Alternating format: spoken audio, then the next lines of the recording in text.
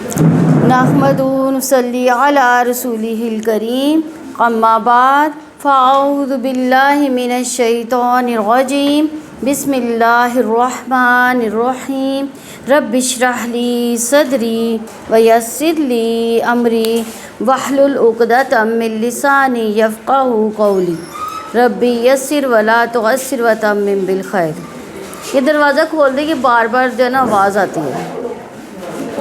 اچھا، پارہ نمبر 3 میں ہم نے کل کیا پڑھا تھا؟ سب سے پہلے وہ ریمائنڈر اپنے آپ کو ایک دیتے ہیں کہ پہلی بات جو ہم نے کل پڑھی تھی، جو بھی کام کرے اللہ کے چہرے کی خاطر، اللہ کی رضا کی خاطر اور اس کی خوشی کے لیے کرنی ہے، اور وہ ضرور راضی ہو جائے گا۔ اس کی رضا کی تڑپ اپنے دل میں رکھنی ہے۔ دوسری بات ہم نے کیا پڑھی تھی کہ صدقات کا ایک فائدہ یہ ہے کہ انسان کے اندر سے کیا نکلتا ہے؟ ڈپریشن بھی نکلتا ہے اور تکبر نکلتا ہے۔ سب سے بڑی بات کہ تکبر نکل جاتا ہے۔ اللہ تعالیٰ دعائیں سنتے ہیں، قبول کرتے ہیں، تیسری بات جو ہم نے پڑھی تھی۔ اور چوتھی بات، مالی معاملات میں لکھت پڑھا ضروری ہے، یعنی لکھ لینا معاملے کو ضروری ہے، ورنہ باہم رشتے کیا ہوتے ہیں؟ کٹ جاتے ہیں، جھگڑے شروع ہو جاتے ہیں، آپس کی ناراضگیاں شروع ہو جاتی ہیں۔ تو پانچویں بات ہم نے جو دیکھی تھی، افضل صدقہ کیا ہے؟ کہ دین کے کام پر خرچ کرنا۔ جب آپ لوگوں کی تعلیم پر خرچ کرتے ہیں تو اس کے بہت سارے فوائد حاصل ہوتے ہیں، تو اسے کئی لوگ صدقہ دینے کی خاطر متوجہ بھی ہوتے ہیں، اسے بہت سے لوگوں کا بھلا بھی ہو جاتا ہے۔ تو سب چیزوں سے بہتر کیا چیز ہم نے کل دیکھی تھی؟ سورہ یونس میں ہے کہ لوگوں تمہارے پاس تمہارے رب کی طرف سے نصیحت آ گئی۔ یہ وہ چیز ہے جو دلوں کے امراض کی شفا، جو اسے قبول کر لیں اور ان کے لیے رہنمائی اور رحمت ہے۔ اے نبی کہو کہ یہ اللہ کا فضل ہے۔ سورہ یونس کی 58 آیت میں بھی اے نبی کہو کہ یہ اللہ کا فضل، اس کی مہربانی ہے کہ یہ چیز اس نے بھیجی اس پر، تو لوگوں کو خوشی منانی چاہیے۔ یہ ان سب چیزوں سے بہتر ہے جنہیں لوگ سمیٹ رہے ہیں، یعنی اس قرآن پر خوشی سے وقت لگانا چاہیے، سوچتے ہوئے کہ ہم بہترین چیز سمیٹ رہے ہیں اور نفع کا سودا کر رہے ہیں۔ تو یہ کون سی چیز ہے؟ یہ بہترین چیز ہے۔ کیا؟ قرآن کا علم، قرآن اور حدیث کا علم۔ ساتویں بات جو ہم نے دیکھی تھی، یہ کتاب کس کے لیے آئی ہے؟ سورہ صاد میں 29 نمبر آیت ہے، یہ بابرکت کتاب ہے جسے ہم نے آپ کی طرف اس لیے نازل فرمایا کہ لوگ اس کی آیتوں پر غور و فکر کریں، اور عقل مند اس سے کیا کرتا ہے؟ نصیحت حاصل کرتا ہے۔ اس قرآن پر غور و فکر کرنا ہے تو عملی نقطے نکالنے ہیں تاکہ ہمارا عمل، اخلاق، رویہ، معاملہ تبدیل ہو جائے، کیونکہ یہ ایسی کتاب ہے کہ انسان کی زندگی میں انقلاب لے آتی ہے۔ ابن رجب کہتے ہیں کہ نفلی اعمال میں سے عظیم عمل جس کے ذریعے انسان اللہ تعالیٰ کا تقرب حاصل کرتا ہے، وہ قرآن کی کثرت سے تلاوت کرنا ہے اور اس کو غور و فکر، تدبر اور خوب سمجھ کر پڑھنا ہے۔ تو خباب بن ارد نے کسی آدمی سے کہا، جتنی تمہاری استطاعت ہے اللہ کا قرب حاصل کرو، اور خوب جان لو کہ تم ہرگز کسی بھی چیز کے ساتھ اس کا قرب حاصل نہیں کر سکتے جو اس کے کلام سے بڑھ کر محبوب ہو۔ یعنی اللہ سبحانہ تعالیٰ کا قرب کیسے حاصل کرنا ہے؟ قرآن مجید سے، اللہ کے کلام سے۔ اور تو اس لیے ہمیں کیا ہونا چاہیے؟ کس سے شوق اور محبت ہونی چاہیے؟ اس کلام سے شوق اور محبت ہونی چاہیے۔ چوتھا پارہ آج الحمدللہ ہم شروع کریں گے۔ لن تنالوا البر حتى تنفقوا مما تحبون وما تنفقوا من شيء فإن الله به عليم۔ تم ہرگز پوری نیکی حاصل نہیں کرو گے یہاں تک کہ تم ان چیزوں میں سے خرچ کرو جن سے تم محبت رکھتے ہو، اور جو بھی تم خرچ کرو گے اس کو یقیناً کون دیکھ رہا ہے؟ اللہ تعالیٰ جاننے والا ہے پوری طرح سے۔ تو یعنی ہر شخص اپنے آپ کو نیک سمجھتا ہے، چھوٹے موٹے اچھے عمل کر کے اپنے آپ کو مطمئن کر لیتا ہے۔ حقیقی نیکی اور تقوی اس کے حصے میں آتی ہے جو اپنی محبوب ترین چیزوں میں سے اللہ کے راستے میں خرچ کرتا ہے۔ البر میں وسعت کے معنی پائے جاتے ہیں، خیر کثیر کے معنی پائے جاتے ہیں، یعنی تم خیر کثیر نہیں پا سکتے جب تک محبوب چیز کو خرچ نہیں کرو گے۔ تم اس وقت تک کامل متقی نہیں بن سکتے جب کہ اپنی سب سے محبوب چیزوں میں سے خرچ کرو۔ البر کا معنی جنت بھی لیا جاتا ہے، یعنی جنت تک پہنچ نہیں سکتے جب تک کہ محبوب چیزوں میں سے خرچ نہ کرو گے۔ تو محبوب چیزیں کیا کیا ہوتی ہیں؟ مثلاً انسان کا مال جس میں وہ مبتلا ہو کے اللہ کے راستے میں جو بھٹک جاتا ہے، یعنی مال اگر ہم اللہ کے راستے میں لگا دیتے ہیں تو وہ ہمارے جو محبوب چیز ہے اللہ کے راستے میں لگ جائے گی۔ تو اولاد سے انسان کو بہت محبت ہوتی ہے، اس اولاد کو اللہ کے دین کے کام میں لگانا، اس کے لیے ابھارنا چاہیے۔ جیسے مریم کی والدہ نے اپنی اولاد کو اللہ کے لیے نظر مانی تھی، تو اسی طرح اپنے بچوں کو صرف اپنی ذاتی خدمت کی بجائے کس کے لیے کرنا چاہیے؟ اللہ کے دین کی خدمت کے لیے وقف کرنا چاہیے۔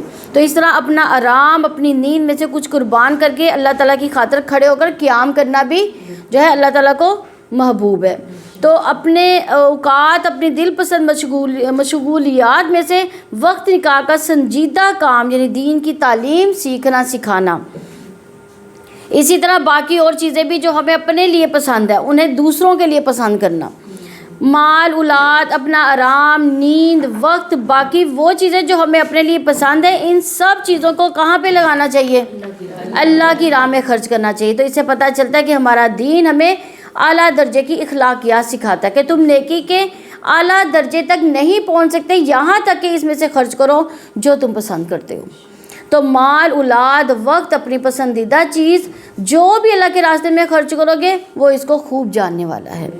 رسول اللہ صلی اللہ علیہ وآلہ وسلم نے فرمایا، اس ذات کی قسم جس کے ہاتھ میں میری جان ہے، تم میں سے کوئی بندہ اس وقت تک مومن نہیں ہو سکتا جب تک اپنے بھائی کے لیے خیر میں سے وہی پسند نہ کرے جو وہ اپنے لیے پسند کرتا ہے۔ تو ہم کیا کرتے ہیں؟ جو ہمیں نہیں چاہیے ہوتی وہ ہم اپنے بھائی کو یا بہن کو دے دیتے ہیں کہ یہ تم لے لو، ایسے ہی ہے نا۔ تو نیکی کیا ہے؟ جو ہمیں پسند ہے وہ چیز ہم دیں۔ صحابہ کرام سے اس کے بہت زیادہ مثالیں ملتی ہیں، جیسے کہ حضرت علی رضی اللہ نے اپنے غلام کو 3 درہم دے کر بازار بھیجا کہ جاؤ کپڑا لاؤ۔ جب وہ لایا تو اس میں سے ایک کپڑا جو 2 درہم کا تھا اور اس کو چھو کر دیکھا تو اس کی کوالٹی بھی اچھی تھی، تو انہوں نے کیا کیا، وہ اپنے غلام کو دے دیا، اور جو 1 درہم کا کپڑا تھا جس کی کوالٹی بھی اتنی اچھی نہیں تھی وہ اپنے لیے رکھ لیا۔ تو سبحان اللہ، 2 چیزوں میں سے جو اچھی تھی اس کی چاہت خود کو تھی، لیکن کیا کیا انہوں نے؟ اللہ کی راہ میں دے دیا، یعنی غلام کو دے دیا۔ حضرت ابو طلحہ انصاری رضی اللہ عنہ نے اپنا بیر روحہ کا باغ جو بہت پھلدار تھا، اس میں میٹھے پانی کا کنواں بھی تھا جس کا پانی رسول اللہ صلی اللہ علیہ وآلہ وسلم کو مرغوب تھا۔ آج بھی اگر آپ جائیں تو بیر روحہ کا پانی بہت میٹھا، آج بھی اسی طرح ہی ہے۔ کبھی اگر آپ کو اتفاق ہو تو آپ صلی اللہ علیہ وسلم کے مشورے پر انہوں نے کیا کیا، اپنے رشتہ داروں کے لیے وہ جو تھا وقف کر دیا تھا۔ روحہ ایک بیر روما بھی ہے نا، روما نہیں، روحہ۔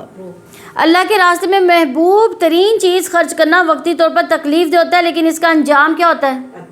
اچھا ہوتا ہے۔ اس کے برعکس اپنے لیے بہترین چیز رکھنا وقتی طور پر خوشی کا باعث ہوتا ہے، لیکن بعد میں کیا ہوتا ہے؟ پچھتاوا ہو جاتا ہے۔ تو اگر اللہ کے پاس جمع کروا دیتا تو کیا ہوتا؟ بہتر ہو جاتا۔ حضرت عثمان رضی اللہ عنہ کا تجارتی قافلہ جب مدینہ آیا تو تاجر آگے اس کی قیمت لگاتے بڑھاتے گئے، مگر عثمان رضی اللہ نے یہ کہہ کر اللہ سبحانہ وتعالیٰ کے پاس مجھے اس کی زیادہ قیمت ملتی ہے، سارا غلہ مسلمانوں پر خرچ کر دیا، یعنی انہوں نے ایک بھی قیمت وصول نہیں کی۔ حضرت عمر رضی اللہ عنہ کا پسندیدہ مال ان کا خیبر کی زمین کا وہ حصہ تھا جس پر بہترین پھل آتا تھا۔ وہ رسول اللہ صلی اللہ علیہ وسلم کے پاس گئے تو آپ صلی اللہ علیہ وسلم نے مشورہ دیا کہ پھل دے دو اور باغ رکھ لو، یعنی پھل بار بار دیتے رہو گے اور اس کا اجر ملتا رہے گا۔ انہوں نے خیبر کے باغ کا پھل اللہ کے راستے میں وقف کر دیا۔ حضرت عبداللہ بن عمر رضی اللہ نے اپنی پسندیدہ لونڈی اللہ تعالیٰ کے راستے میں آزاد کرا دی۔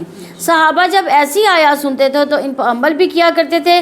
یہ اللہ تعالیٰ کی بندوں پر رحمت ہے، یہ نہیں کہا کہ جو تمہیں پسند ہے سارا دے دو، بس یہ مطالبہ کیا تھوڑا سا دے دو یا کچھ نہ کچھ حصہ اس کا دے دو۔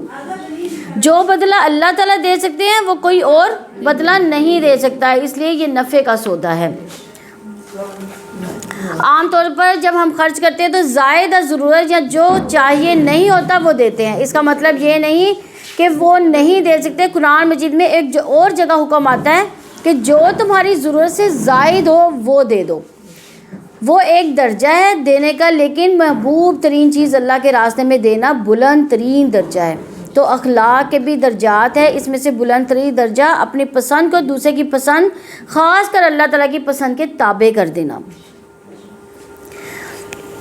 تمام کھانے بنی اسرائیل کے لیے حلال تھے، مگر جو بنی اسرائیل یعنی یعقوب علیہ السلام نے اپنی جان پر حرام کر لیے تھے، اس سے پہلے کہ تورات نازل کی جاتی۔ آپ کہہ دیں تورات لاؤ پھر تم اس کو پڑھو اگر تم سچے ہو، یعنی یہود کے اعتراض کا یہاں پہ جواب دیا جا رہا ہے کہ ان کا کہنا تھا کہ محمد صلی اللہ علیہ وآلہ وسلم نے بہت سی ایسی چیزوں کو حلال کر دیا جو دین ابراہیم میں حرام تھی، تو فرمایا گیا محمد صلی اللہ علیہ وآلہ وسلم نے کسی ایسی چیز کو حلال نہیں کیا جو دین ابراہیمی میں حرام تھی۔ یہ چیزیں حضرت یعقوب علیہ السلام نے اپنی پسند اور بیماری کی وجہ سے خود پر حرام کر دی تھی، لیکن اللہ تعالیٰ نے محمد صلی اللہ علیہ وآلہ وسلم کو جن چیزوں کے حلال کرنے کا حکم دیا وہ اصلاحاً دین اور ابراہیمی میں بھی حلال ہی تھی۔ پھر جس نے اس کے بعد بھی اللہ تعالیٰ پر جھوٹ باندھا تو وہی بڑا ظالم ہے، یعنی قرآن و حدیث سے کسی چیز کی دلیل مل جائے تو پھر اس کو جھٹلانا جو ہے جھٹلانے والا ظالم ہے۔ آپ کہہ دو کہ اللہ تعالیٰ نے سچ فرمایا ہے، چنانچہ ابراہیم کی ملت کی پیروی کرو جو ایک یکسو تھا، مشرکوں میں سے نہ تھا۔ یقیناً پہلا گھر جو لوگوں کا بنایا گیا تھا وہی تھا جو مکہ میں ہے، تمام جہانوں کے لیے بابرکت ہے اور ہدایت بھی ہے۔ اہل کتاب کا اعتراض کیا تھا کہ پہلے بیت المقدس کی طرف منہ کر کے نماز پڑھتے تھے، تو آپ اس کی طرف کیوں، خانہ کعبہ کی طرف کیوں منہ کر کے نماز پڑھتے ہیں؟ تو اس کو چھوڑ دیا، تو ان کے جواب جو اس کا جواب دیا جا رہا ہے کہ پہلا قبلہ کیا تھا؟ بیت اللہ تھا، وہ خطہ جو سب سے پہلا گھر تھا وہ بابرکت گھر ہے۔ تو برکت کا مطلب ہے کسی چیز میں اضافہ ہونا۔ حرم میں ایک نماز کا ثواب کتنی نمازوں کے برابر ہے؟ 1,00,000 نمازوں کے برابر ثواب ہے۔ ایک نیک عمل کی کتنی برکت ہوئی؟ 1,00,000۔ جو صدقہ وہاں کرتے ہیں، جو قرآن وہاں پہ پڑھتے ہیں، جو عمرہ کرتے ہیں، حج کرتے ہیں، ساری عبادت کا اجر کتنا ہوا پھر؟ 1,00,000۔ تو آپس کی محبتوں کی برکت سب کے ساتھ مل کر جو اجتماعی عبادت ہوتی ہے، اس سے جو دلوں پر اثرات آتے ہیں، اللہ کی محبت میں اضافہ ہوتا ہے، وہ دنیا کے کسی خطے میں نہیں ہوتا۔ اس لیے اس کی برکتیں یہاں بتائی جا رہی ہیں۔ عمرہ اور حج کرنا فکر اور گناہوں کو بھی دور کر دیتا ہے۔ رسول اللہ صلی اللہ علیہ وآلہ وسلم نے فرمایا پے در پہ حج اور عمرہ کیا کرو، کیونکہ یہ دونوں فکر اور گناہوں کو اس طرح ختم کر دیتے ہیں جیسے بھٹی لوہے، سونے اور چاندی کے میل کو ختم کرنے والی چیز ہے۔ سب سے پہلی مسجد دنیا میں یہی بنائی گئی تھی، اور اس میں واضح نشانی ہے مقام ابراہیم ہے، جو اس میں داخل ہوا وہ امن والا ہو گیا، اور اللہ تعالیٰ کے لیے لوگوں پر اس گھر کا حج فرض ہے۔ جو اس کی طرف راستے کی استطاعت رکھتا ہو، جس نے کفر کیا تو یقیناً اللہ تعالیٰ تمام جہانوں سے بے نیاز ہے۔ یعنی بیت اللہ میں سب سے بڑی چیز سکون اور راحت نصیب ہوتی ہے۔ مشقت تو ہوتی ہے، پہلے زمانے میں اونٹوں خچروں پر سفر، آج کئی گھنٹے ایئرپورٹس پر انتظار کرنا پڑتا ہے، پھر وہاں جا کر مشقت، مثلا واش روم وغیرہ کے لیے انتظار کرنا پڑتا ہے، لیکن وہاں کی عبادت ان سب سے بڑھ کر ہے۔ اس لیے انسان کو اپنے دل میں نیت، خواہش اور ارادہ ضرور کرنا چاہیے، اور اگر کسی وجہ سے انسان نہیں بھی جا سکتا، نہیں بھی پہنچ سکتا، تو اجر سے محروم نہیں رہ سکتا۔ یعنی جو نیت کا جو پھل ہے وہ اللہ تعالیٰ ضرور دیتا ہے۔ آپ کہہ دیں کہ اے اہل کتاب، تم اللہ تعالیٰ کی آیات کا کفر کیوں کرتے ہو، حالانکہ جو تم عمل کرتے ہو اللہ تعالیٰ اس پر گواہ ہے۔ آپ کہہ دیں کہ اہل کتاب، تم کیوں اللہ تعالیٰ کی راہ سے روکتے ہو۔ اہل کتاب کون تھے؟ یہودی اور نصارہ۔ تو اس اہل کتاب سے کہا جا رہا ہے کہ اہل کتاب، تم کیوں اللہ تعالیٰ کی راہ سے روکتے ہو ایک شخص کو جو ایمان لایا، تم اس راہ میں کجی تلاش کرتے ہو، حالانکہ تم خود گواہ ہو اللہ تعالیٰ اس کے بارے میں ہرگز بے خبر نہیں جو تم عمل کرتے ہو۔ اے لوگوں جو ایمان لائے، اگر تم ان لوگوں میں سے ایک گروہ کی اطاعت کرو گے جنہیں کتاب دی گئی، تو وہ تمہارے ایمان کے بعد تمہیں کافر بنا دیں گے۔ اور تم کیسے کفر کرتے ہو حالانکہ تم اللہ تعالیٰ کی آیات پڑھ کر تمہیں سنائی جا رہی ہیں، تمہارے درمیان اس کا رسول بھی موجود ہے، اور جو اللہ تعالیٰ کے دین کو مضبوطی سے پکڑے گا تو یقیناً وہ سیدھے راستے کی طرف ہدایت دیا گیا۔ یعنی مدینہ کے یہود کے مسلمانوں سے ضد و دشمنی تھی کہ وہ اللہ کے دین کو چھوڑ دے، لیکن اللہ کے رسول صلی اللہ علیہ وآلہ وسلم وہاں موجود تھے۔ ان کی دی ہوئی تعلیم، خاص طور پر قرآن کی آیات، یہ ایسی چیز تھی جو مسلمانوں کی استقامت کا باعث تھی۔ آج بھی اگر ہم اپنی اولاد کو دین پر لانا چاہتے ہیں تو اس کے لیے ضروری ہے کہ وہ کیا کرے گی؟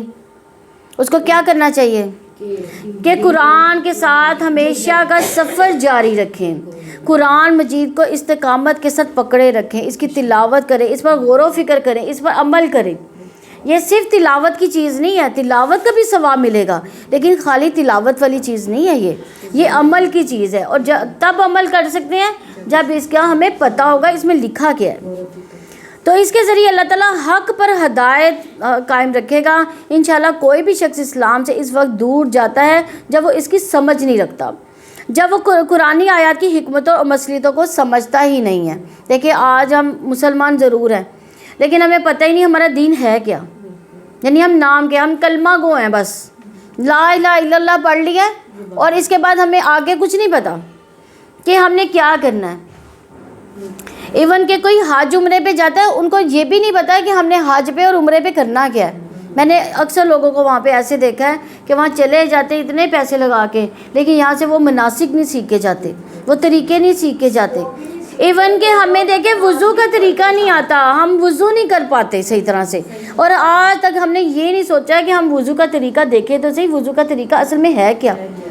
ہم نماز نہیں صحیح طرح سے پڑھ پاتے، ہمیں پتہ ہی نہیں نماز میں کیا ہے، وہ ایک رٹی رٹائی چیزیں ہیں، وہ ہم بولتے جاتے ہیں بس، اور ہم کہتے ہیں ہم نے نماز پڑھ لی ہے، حالانکہ یہ نماز نہیں ہے، اس پر غور و فکر ہے۔ نماز میں بھی غور و فکر ہے، نماز کو بھی دل کے ارادے سے اور خشوع اور خضوع کے ساتھ پڑھیں، پھر آپ دیکھیں وہ نماز کیوں نہیں انسان کو چینج کرے گی، وہ انسان کے دن رات چینج ہو جائیں گے۔ آپ نے یہ اس کے بعد ہمیں نماز تجوید سے سکھانی ہے سب سے پہلے انشاءاللہ۔ اے لوگوں جو ایمان لائے ہو، اللہ تعالیٰ سے ڈر جو جیسا کہ اس سے ڈرنے کا حق ہے، وہ تمہیں ہرگز موت نہ آئے مگر اسی حال میں کہ تم مسلمان ہو۔ یعنی خوشخبری ہے اس شخص کے لیے جس کا آخری کلام کیا ہوگا، لا الہ لا الہ الا اللہ۔ اللہ تعالیٰ ہم سب کو نصیب فرمائے۔ تو کثرت سے اس کلمے کا پڑھنا چاہیے، یہ سعادت اسی کو نصیب ہوتی ہے جو دنیا میں اس کو سمجھے، اس پر یقین رکھے، اس کا ورد بھی کرتا رہے۔ تو ایمان والوں کو حکم دیا جا رہا کہ اللہ تعالیٰ سے ڈرو جیسا ڈرنے کا حق ہے۔ اس کا مطلب یہ نہیں کہ مایوسی کا شکار ہو کر الگ بیٹھ جاؤ یا لوگوں سے ملنا جلنا چھوڑ دو، یا یہ کہ مجھے اللہ سے ڈر لگتا ہے اس لیے میں نے جاب چھوڑ دی، مجھے اللہ سے ڈر لگتا ہے میں نے شادی نہیں کی، مجھے اللہ سے ڈر لگتا ہے بچے نہیں پیدا کی، وغیرہ وغیرہ۔ ترک دنیا اللہ کا ڈر نہیں، دنیا میں رہتے ہوئے اللہ کے حکم کے مطابق زندگی گزارنا وہ اللہ کا ڈر ہے۔ ابن مسعود، حسن بصری، قتادہ، مقاتل اور کرما کہتے ہیں کہ اتق اللہ حق تقاتی کا مطلب ہے کہ اس کی اطاعت کی جائے، اس کی نافرمانی نہ کی جائے، اس کا شکر بجا لایا جائے، اس کی ناشکری نہ کی جائے، اس کا ذکر کیا جائے، اس کو بھلایا نہ جائے۔ رسول اللہ صلی اللہ علیہ وسلم نے فرمایا تم جہاں کہیں بھی ہو تو اللہ تعالیٰ سے ڈرتے رہو، اور جب مل کر اللہ تعالیٰ کی رسی کو مضبوطی سے تھام لو اور جدا جدا نہ ہو جاؤ، اور اپنے اوپر اللہ کی نعمت کو یاد کرو۔ جب تم ایک دوسرے کے دشمن تھے تو اللہ تعالیٰ نے تمہارے دلوں کے درمیان الفت ڈال دی، تو تم اس کی نعمت سے بھائی بھائی بن گئے۔ تم آگ کے گڑھے کے کنارے پر تھے تو اس نے تمہیں اس سے بچا لیا۔ اس طرح اللہ تعالیٰ اپنی نشانیاں تمہارے لیے کھول کر بیان کرتا ہے تاکہ تم ہدایت پا جاؤ۔ یعنی اللہ کی رسی کیا ہے؟ رسول اللہ صلی اللہ علیہ وسلم نے فرمایا اللہ کی کتاب ہی اللہ تعالیٰ کی وہ رسی ہے جو آسمانوں سے زمین تک لٹکی ہوئی ہے۔ یعنی قرآن کو تھامنے سے اللہ سے تعلق مضبوط رہے گا، اور جب اللہ سے تعلق مضبوط رہے گا تو بھٹکو گے نہیں۔ صرف یہ نہیں کہا گیا کہ اس کو اکیلے پکڑ لو، بلکہ کہا گیا جمیعا، یعنی اکٹھے ہو کر اس کی رسی کو یعنی قرآن کو پکڑ لو۔ رسول اللہ صلی اللہ علیہ وسلم نے فرمایا بے شک اللہ تم سے 3 باتوں سے راضی ہوتا ہے، 3 باتوں سے ناراض ہوتا ہے۔ پہلی بات جو وہ تمہارے لیے پسند کرتا ہے کہ اس کی عبادت کرو، اس کے ساتھ کسی کو شریک نہ ٹھہراؤ۔ دوسری، اور تم سب اللہ کی رسی کو مضبوطی سے پکڑے رکھو، یہ اللہ کا حکم ہے، قرآن بھی اس کی وضاحت آ گئی۔ تیسری بات، جن حکمرانوں کو اللہ نے تمہاری ذمہ داری سونپی ان کی خیر خواہی ہے کرو۔ اور 3 باتیں جو ناپسندیدہ باتیں ہیں، ایک وہ تمہارے لیے کیلو قرار یعنی بیکار قصے کہانیاں جس سے کوئی فائدہ نہیں، کسی کے علم میں اضافہ نہ ہوا، اور فلاں یہ کہتا ہے فلاں وہ کہتا ہے، تو بعض اوقات وہ باتیں غیبت میں ڈھل جاتی ہیں۔ ایسی باتوں کو اللہ تعالیٰ ناپسند کرتا ہے۔ دوسری، کثرت سوال، یعنی کسی نے ایک مسئلہ بتایا، اس پر ایک اور سوال کر دیا، اس پر ایک اور سوال، جیسے بنی اسرائیل نے بہت سے سوال کیے تھے۔ تیسری بات، اللہ تعالیٰ مال ضائع کرنے کو ناپسند کرتا ہے. ضرورت کی جگہوں پر تو مال خرچ کرنا چاہیے لیکن اسراف نہیں کرنا چاہیے. اسراف کیا ہوتا ہے؟ فضول خرچی. کھانے کا معاملہ یا دیگر نفع مند چیزیں، اس سے یا تو خود فائدہ اٹھانا چاہیے یا کسی دوسرے کو اٹھانے دینا چاہیے. مال ضائع کرنا ناپسندیدہ ہے. لسٹ وہ ادھر. خاص طور پر جس چیز کا حکم دیا جا رہا ہے وہ یہ ہے کہ آپس میں جڑے ہوئے دلوں کا اتحاد ہو. حدیث کے مطابق ہے، بے شک مومن دوسرے مومن کے لیے عمارت کی طرح ہوتا ہے، اس کا ایک حصہ دوسرے حصے کو قوت پہنچاتا ہے. اور آپ صلی اللہ علیہ وآلہ وسلم نے اپنے ہاتھ کی انگلیوں کو دوسرے انگلیوں میں ڈال کر دکھایا تھا. اینٹوں سے اس وقت تک دیوار نہیں بن سکتی جب تک وہ ایک دوسرے کے ساتھ جڑی نہ ہوئی ہوں گے. منظم نہ ہو تو مسلمان آپس میں جڑے ہوئے ہوں گے. یہ جڑنا دلوں کا جڑنا ہے. جب چھوٹی چھوٹی بات پر ایک دوسرے سے اختلاف ہوتا ہے تو لوگوں میں پارٹی بازی شروع ہو جاتی ہے، وہ مخالفت میں تبدیل ہو جاتی ہے اور وہ سلسلہ نہ رکے تو ایک دوسرے کے ساتھ جنگ و جدل اور قتال بھی شروع ہو جاتا ہے. اسلام کی بنا پر صحابہ کو وہ لوگ خونی رشتوں سے زیادہ محبوب ہو گئے جو دینی رشتے میں بندھے. اور لازم ہے کہ تم میں سے ایک جماعت ہو جو نیکی کی طرف دعوت دے اور بھلائی کا حکم دے، برائی سے روکے، اور یہی کام فلاح پانے والے ہیں. کون سے کام فلاح پانے والے ہیں؟ امر بالمعروف و نہی عن منکر کا کام. مسلمانوں میں ایک جماعت تو ایسی ہے جو حق کی طرف دعوت دینے والی ہے، جو لوگوں کو بتائے کہ نیکی اور بھلائی کے کام کون سے ہیں، کامیابی دینے والے کام کون سے ہیں.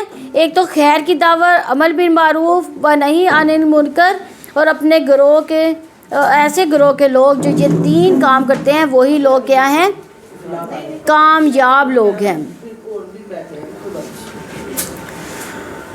اور تم ان لوگوں کی طرح نہ ہو جاؤ جو الگ لوگ ہوگے اور اپنے پاس واضح احکامات آنے کے بعد بھی اختلاف کیا. یہی لوگ ہیں جن کے لیے بہت بڑا عذاب ہوگا، جس دن کچھ چہرے روشن ہوں گے کچھ چہرے سیاہ ہوں گے. تو وہ لوگ جن کے چہرے سیاہ ہوں گے اسے پوچھا جائے گا کہ تم نے اپنے ایمان کے بعد کفر کیا تو اب عذاب چکھو اس وجہ سے کہ تم کفر کیا کرتے تھے. اور جن کے چہرے سفید ہوں گے وہ اللہ تعالیٰ کی رحمت میں ہوں گے، وہ اس میں ہمیشہ رہنے والے ہیں. یہ اللہ تعالیٰ کی آیات ہے جو ہم حق کے ساتھ پڑھ کر آپ کو سناتے ہیں. اللہ تعالیٰ تمام جہانوں کے لیے ظلم کا ارادہ نہیں رکھتا. اللہ تعالیٰ ہی کے لیے جو کچھ آسمانوں میں ہے جو زمین میں ہے، سارے معاملات اللہ تعالیٰ کی طرف لوٹائے جاتے ہیں. تم بہترین امت ہو جو لوگوں کے لیے نکالی گئی. تم بھلائی کا حکم دیتے ہو، برائی سے روکتے ہو. تم اللہ تعالیٰ پہ ایمان رکھتے ہو، اور اگر اہل کتاب بھی ایمان لے آتے تو ضرور ان کے لیے بہتر ہوتا. ان میں سے کچھ مومن ہیں، ان کے اکثر نافرمان ہے. یعنی امت محمد صلی اللہ علیہ وآلہ وسلم کو اللہ تعالیٰ نے بہترین امت کہا. اب اس امت کی ذمہ داری ہے کہ وہ پیغمبروں کے کام کو سر انجام دے. پیغمبروں کے آنے کا سلسلہ ختم ہوا، اب لوگوں کو خیر اور نیکی کی طرف کون بلائے گا؟ یہ امت محمدی. کیا آپ میں سے کوئی یہ کام کرتا ہے؟ لوگوں کو نیکی کی طرف بلائے، برائی سے منع کرے؟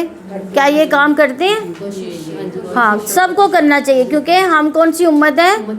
امت محمدی. اور یہ نبیوں کا سلسلہ ختم، اب یہ جو سلسلہ ہے یہ ہم لوگوں نے چلانا ہے. تو امت کا ایک ہر اول دستہ ہے جو ایک گروہ کی شکل میں باقاعدہ منصوبہ بندی اور پلاننگ کے ساتھ دین کی دعوت کرتا ہے. آپ کو کسی کے ساتھ جڑنا چاہیے تاکہ ایک پلاننگ بنے. ایک دین کے لیے کوئی ایک ایسا منظم ادارہ ہو جس کے ساتھ جڑ کر ہم لوگوں کو بھی اس دین کے ساتھ جوڑیں. تو لیکن اس کے بعد ہر امتی اپنی اپنی جگہ دین کا داعی ہے. اس کو بحیثیت مسلمان کے اچھے اخلاق معاملات کا مظاہرہ کرنا ہے، چاہے بزنس میں ہو، چاہے جاب کر رہا ہو، مرد ہو یا عورت، بوڑھا ہے، تو کہ جو ان سب کے دین کے داعی ہیں، تاکہ لوگ دیکھیں تو کہیں کہ یہ لوگوں کے لیے سچے خیر خواہ ہیں، ان کی مدد کرنے والے، انسانیت کے سب سے زیادہ علمبردار ہیں. یہ دوسروں کو کی تکلیف نہیں دیتے، یہ دھوکہ نہیں دیتے، یہ جھوٹ نہیں بولتے، یہ لعنت، ملامت، فساد اور دنگل نہیں کرتے. لیکن افسوس آج امت ان بہترین اخلاقیات اور کردار سے محروم ہو گئی. انہوں نے اپنے دین کے اس مخصوص شعارات کو چھوڑ کر دین کو چند مخصوص رسمی عبادات تک محدود کر دیا کہ بس یہی ہمارا دین ہے. دین محض ذاتی عبادت کا نام نہیں ہے. آپ کے روزے کا فائدے آپ کو ہوگا، دوسروں کو اس وقت ہوگا جب آپ روزہ رکھ کر جھوٹ بولنا چھوڑ دیں گی، لڑائی جھگڑا چھوڑیں گی. افسوس یہ کہ آج ہم صرف اپنے ذاتی مفادات، ذاتی اغراض میں مبتلا ہیں.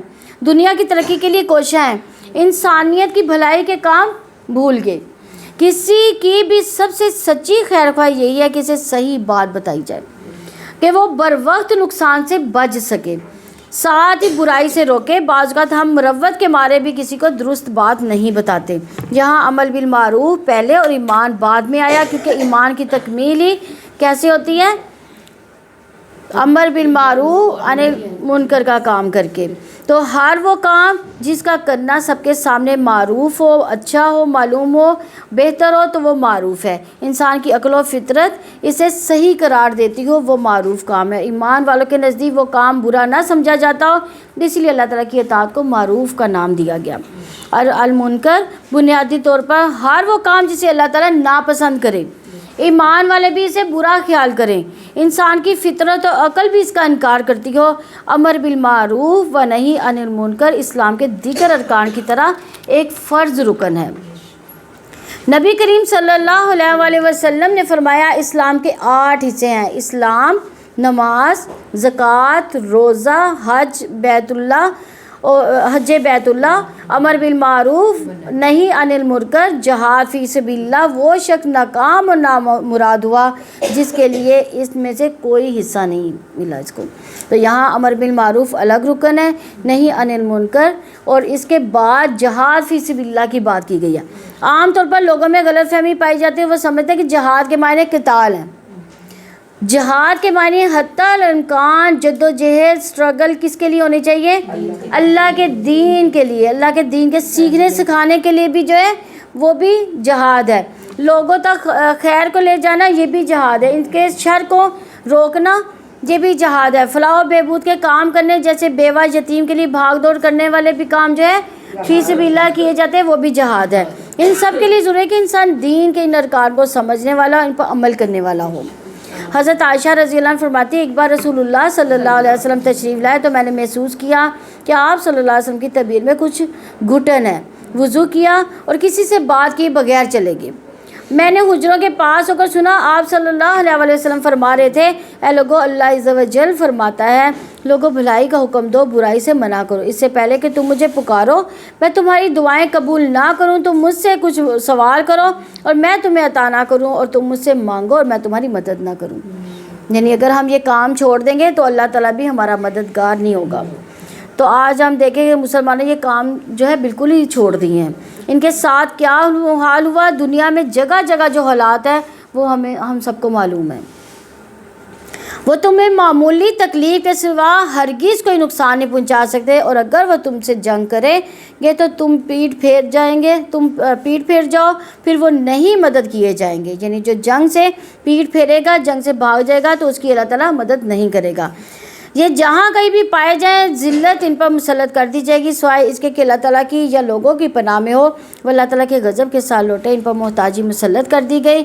اس کی وجہ یہ ہے کہ وہ اللہ تعالیٰ کی آیات سے کفر کرتے تھے، وہ پیغمبروں کو کسی حق کے بغیر قتل کرتے تھے۔ یہ اس وجہ سے ہوا کہ انہوں نے نافرمانی کی، وہ حدود سے گزر گئے۔ وہ سب برابر نہیں۔ اہل کتاب میں سے ایک جماعت قیام کرنے والی ہے جو رات کے اوقات میں اللہ تعالیٰ کی آیات کی تلاوت کرتے ہیں، سجدہ کرتے ہیں، یعنی ایمان لانے کے بعد ایمان کی سچائی کا اظہار کی نماز سے ہوگا۔ وہ اس میں بتایا گیا کہ قیام اللیل کی فضیلت یہاں سے پتہ چل رہی ہے کہ خاص طور پر آج کل اس کا ضرور اہتمام کرنا چاہیے۔ یعنی آگے رمضان آ رہا ہے تو اس میں جو ہے اس کا اہتمام ہونا چاہیے۔ تو رمضان میں قیام عام دنوں کے قیام سے افضل ہوتا ہے۔ بہترین قیام وہ ہے جس میں زیادہ قرآن پڑھا جائے۔ تو قرآن سیکھنے سکھانے کے لیے بھی رات کو جاگنا فضیلت والا کام ہے۔ علم کے سیکھنے سکھانے کے لیے بھی جاگنا افضل ہے۔ عمومی طور پر رات کو قرآن پڑھنا دن کے پڑھنے سے افضل ہے۔ آپ صلی اللہ علیہ وسلم کا بھی معمول تھا کہ آپ صلی اللہ علیہ وسلم قرآن کی زیادہ تر تلاوت رات کی گھڑیوں میں کیا کرتے تھے۔ اس وقت کیوں کیا کرتے تھے؟ سکون ہوتا ہے، خاموشی ہوتا ہے، غور و فکر زیادہ ہو سکتا ہے۔ کسی کی کوئی ایسی بات نہیں ہوتی کہ جو کانوں میں پڑ رہی ہو، سوائے اس کے کہ ہم قرآن پہ غور و فکر کریں۔ اور یہ بھی ہے کہ بعض اوقات علم کا سیکھنا سکھانا نفل نماز سے بھی افضل ہو جاتا ہے۔ وہ اللہ تعالیٰ پر آخرت کے دن پر ایمان رکھتے ہیں، بھلائی کا حکم دیتے ہیں، برائی سے روکتے ہیں اور خیر کے کاموں میں بھاگ دوڑ کرتے ہیں، یہی لوگ صالحین میں سے ہیں۔ اور بھلائی میں سے جو بھی وہ کریں اس کی ناقدری ہرگز نہیں کی جائے گی، اللہ تعالیٰ متقی لوگوں کو خوب جاننے والا ہے۔ یقیناً جن لوگوں نے کفر کیا ان کے مال ان کی اولاد اللہ تعالیٰ کے مقابلے میں ان کے ہرگز کچھ کام نہ آئیں گے، اور یہی لوگ آگ والے ہیں، وہ اس میں ہمیشہ رہنے والے ہیں۔ یعنی انسان نیک کاموں کو کیوں چھوڑتا ہے؟ کس کی خاطر چھوڑتا ہے؟ مال اور اولاد کی خاطر چھوڑ دیتا ہے۔ تو اس کی مثال جو وہ اس دنیا کی زندگی میں خرچ کرتے ہیں اس ہوا کی مثال کی طرح ہے جس میں شدید سردی ہو، جو ایسے لوگوں کی کھیتی کو پہنچی جنہوں نے اپنی جانوں پر ظلم کیا تو اس نے اسے تباہ و برباد کر دیا۔ اللہ تعالیٰ نے ان پر ظلم نہیں کیا بلکہ وہ اپنی جانوں پر خود ظلم کرتے تھے۔ یعنی جو لوگ آخرت کو بھول کر اپنی ذمہ داریوں کو بھلا کر صرف مال کمانے میں مصروف ہو گئے اور کبھی کبھار تھوڑا سی خیرات کر دی یا مال دے دیا، تو اور جو لوگ صرف دنیا کی زندگی کے لیے مال خرچ کرتے ہیں، رنگ رنگ کے کھانے، لباس، جوتے خریدتے رہتے ہیں، خرچ کرتے رہتے ہیں۔ کچھ لوگوں کو کپڑے بنانے کا کریز ہوتا ہے، کچھ لوگوں کو کھانے کا ہوتا ہے، کسی غریب پر خرچ کرنے کا شوق ہی نہیں ہوتا، اور کچھ پیسے جمع کیوں کرتے ہیں؟ تاکہ ہم سیر و تفریح کریں تو وہاں پہ لوٹا دیں۔ یہ سارا مال صرف دنیا کی لذت میں خرچ ہو رہا ہے، آخرت میں آگے کچھ نہیں ملے گا، آگے وہی ملے گا جو وہاں کے لیے خرچ کرنا ہے۔ تو گناہ میں کیا چیزیں شامل ہیں؟ مصائب، ہلاکت کا سبب بنتی ہیں، اور اپنی جان پر ظلم کرنا۔ دنیا کی لذت کے لیے خرچ ہونے والا مال اسی دنیا میں رہ جائے گا تو یہ بھی گناہ میں آ جائے گا۔ اے لوگوں جو ایمان لائے اپنے سوا کسی کو دلی دوست نہ بناؤ، وہ تمہیں کسی طرح برباد کرنے میں کوئی کمی نہیں کرتے، وہ پسند کرتے ہیں ایسی چیز کو جو تمہیں مصیبت میں ڈال دے۔ ان کا بغض ان کے منہ سے ظاہر ہو جاتا ہے اور جو ان کے سینے چھپاتے ہیں زیادہ بڑا ہے۔ یقیناً ہم نے تمہارے لیے آیات کھول کر بیان کر دی اگر تم سمجھتے ہو۔ دیکھو تم لوگ ہی ان سے محبت کرتے ہو اور وہ تم سے محبت رکھتے ہیں، حالانکہ تم ساری کتابوں پر ایمان رکھتے ہو، اور جب وہ تم سے ملتے ہیں تو کہتے ہیں کہ ہم ایمان لائے، اور جب اکیلے ہوتے ہیں تو تم پر غصے سے انگلیاں چباتے ہیں۔ آپ کہتے ہیں اپنے غصے ہی میں مر جاؤ، بلا شبہ اللہ تعالیٰ دلوں کی باتوں کو خوب جاننے والا ہے۔ اگر تمہیں کوئی بھلائی پہنچے تو انہیں بری لگتی ہے، اور اگر تمہیں کوئی مصیبت پہنچے تو وہ اس پر خوش ہوتے ہیں۔ کون خوش ہوتے تھے؟ منافق خوش ہوتے تھے۔ اور اگر تم صبر کرو تو اللہ تعالیٰ سے ڈرو تو ان کی خفیہ تدبیر تمہیں کچھ بھی نقصان نہیں پہنچائے گی۔ یقیناً جو وہ عمل کرتے ہیں اللہ تعالیٰ ان کا احاطہ کرنے والا ہے۔ یہی دوسروں کی پریشانی پر خوش ہونے والے لوگ کیا ہوتے ہیں؟ منافق اور گھٹیا لوگ ہوتے ہیں۔ دوسرے کی تکلیف پر خوش ہونا، دوسرے کی خوشی پر ناراض ہونا، اور جو منافقت کی علامت بھی ہے۔ اگر کوئی بدترین اخلاق حسد کا مظاہرہ کرے تو صبر اور تقوی اختیار کرو۔ صبر کیا ہے؟ ویسا رویہ اختیار نہیں کرنا جو دوسرا کر رہا ہے، اور دوسرا ہے یعنی تقوی۔ تقوی انسان کو روک لیتا ہے کسی بھی غلط بات سے۔ ایسے برے دوستوں سے پناہ مانگنی چاہیے جو ظاہر میں محبت کا اظہار کرے لیکن اندر سے جو ہے جڑیں کاٹ رہے ہوں۔ ہمیں پتہ نہیں ہوتا کہ یہ کیسا دوست ہے، لیکن اپنے دوستوں سے محتاط رہنا چاہیے۔ تو اس کے لیے دعا بھی اللہ کے نبی صلی اللہ علیہ وسلم نے فرمائی ہے کہ اے اللہ میں تیری پناہ طلب کرتی ہوں برے پڑوسی سے، ایسے ساتھی سے جو مجھے بڑھاپے سے پہلے بوڑھا کر دے، ایسی اولاد سے جو مجھ سے آقا بن بیٹھے، اور ایسے مال سے جو میرے لیے باعث عذاب بن جائے، ایسے چال باز دوست سے جس کی آنکھیں مجھے دیکھ رہی ہوں اور جس کا دل میری نگرانی کرتا ہو، اگر وہ نیکی دیکھے تو اس کو دباتا ہو اور جب برائی دیکھے تو اس کو نشر کرے۔ اور جب آپ صبح کے وقت اپنے گھر والوں سے نکل کر مومنوں کو جنگ کے مورچوں پر متعین کر رہے تھے، اللہ تعالیٰ سب کچھ سننے والا، سب کچھ جاننے والا ہے۔ یہ کون سی جنگ کی بات ہو رہی ہے؟ جنگ احد کا تذکرہ اس میں ہو رہا ہے، غزوہ احد کا۔ صبح سویرے کام کے لیے نکلنا آپ صلی اللہ علیہ وسلم کا طریقہ کار تھا۔ آج ہم نے وہ چھوڑ دیا اور کامیاب قوموں نے اپنا لیا۔ یعنی ہم لوگ کتنے بجے اٹھتے ہیں؟ کیا معمول ہے ہمارے اٹھنے کا؟ 12 بجے تک ناشتے ہی چل رہے ہوتے ہیں اکثر گھروں میں۔ تو ہمیں جو کرنا چاہیے تھا، یعنی ہمیں نماز کے فوراً بعد سونا بھی نہیں چاہیے تھا، لیکن ہم کیا کرتے ہیں؟ سو جاتے ہیں، 12 بجے اٹھتے ہیں، پھر ناشتے کرتے ہیں۔ تو کیا بیماریاں نہیں بننی؟ وہ بیماریوں کی شکل سے ہمارے پھر جو ہے وہ نکلتی ہیں اندر سے۔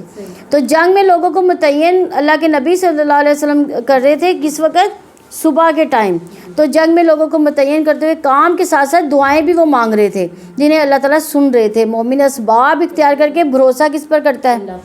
اللہ پر بھروسہ، اللہ پر توکل کرتا ہے. ساتھ میں اور کیا کرتا ہے؟ اسباب. دعائیں بھی مانگتا ہے. اسباب تو ہے ہی ہیں لیکن دعائیں بھی ساتھ ساتھ مانگتا ہے. جب تم میں سے 2 جماعتیں ارادہ کر چکی تھی کہ ہمت ہار جائیں، حالانکہ اللہ تعالیٰ ان دونوں کا مددگار تھا، پس لازم ہے کہ ایمان والے اللہ تعالیٰ پر بھروسہ کریں. جب عبداللہ بن ابی اپنے 300 ساتھیوں کو لے کر الگ ہو گیا، یعنی وہ مدینے سے وہ چلے ہیں چل کر، کیونکہ وہ منافق تھا، وہ چاہتا تھا کہ میں ان کے حوصلے توڑ دوں. اس نے کیا کیا؟ 300 ساتھی اپنے الگ لے کر واپس چلا گیا. ناراض ہو گیا نبی صلی اللہ علیہ وسلم سے اور مسلمانوں سے. اس نے کہا میں نے تو آپ لوگوں کے ساتھ جنگ ہی نہیں کرنی. جب 300 لوگ چلے گئے تو اس سے کیا ہوا؟ مسلمانوں کے ٹوٹ گئے، وہ ڈر گئے ایک دم سے.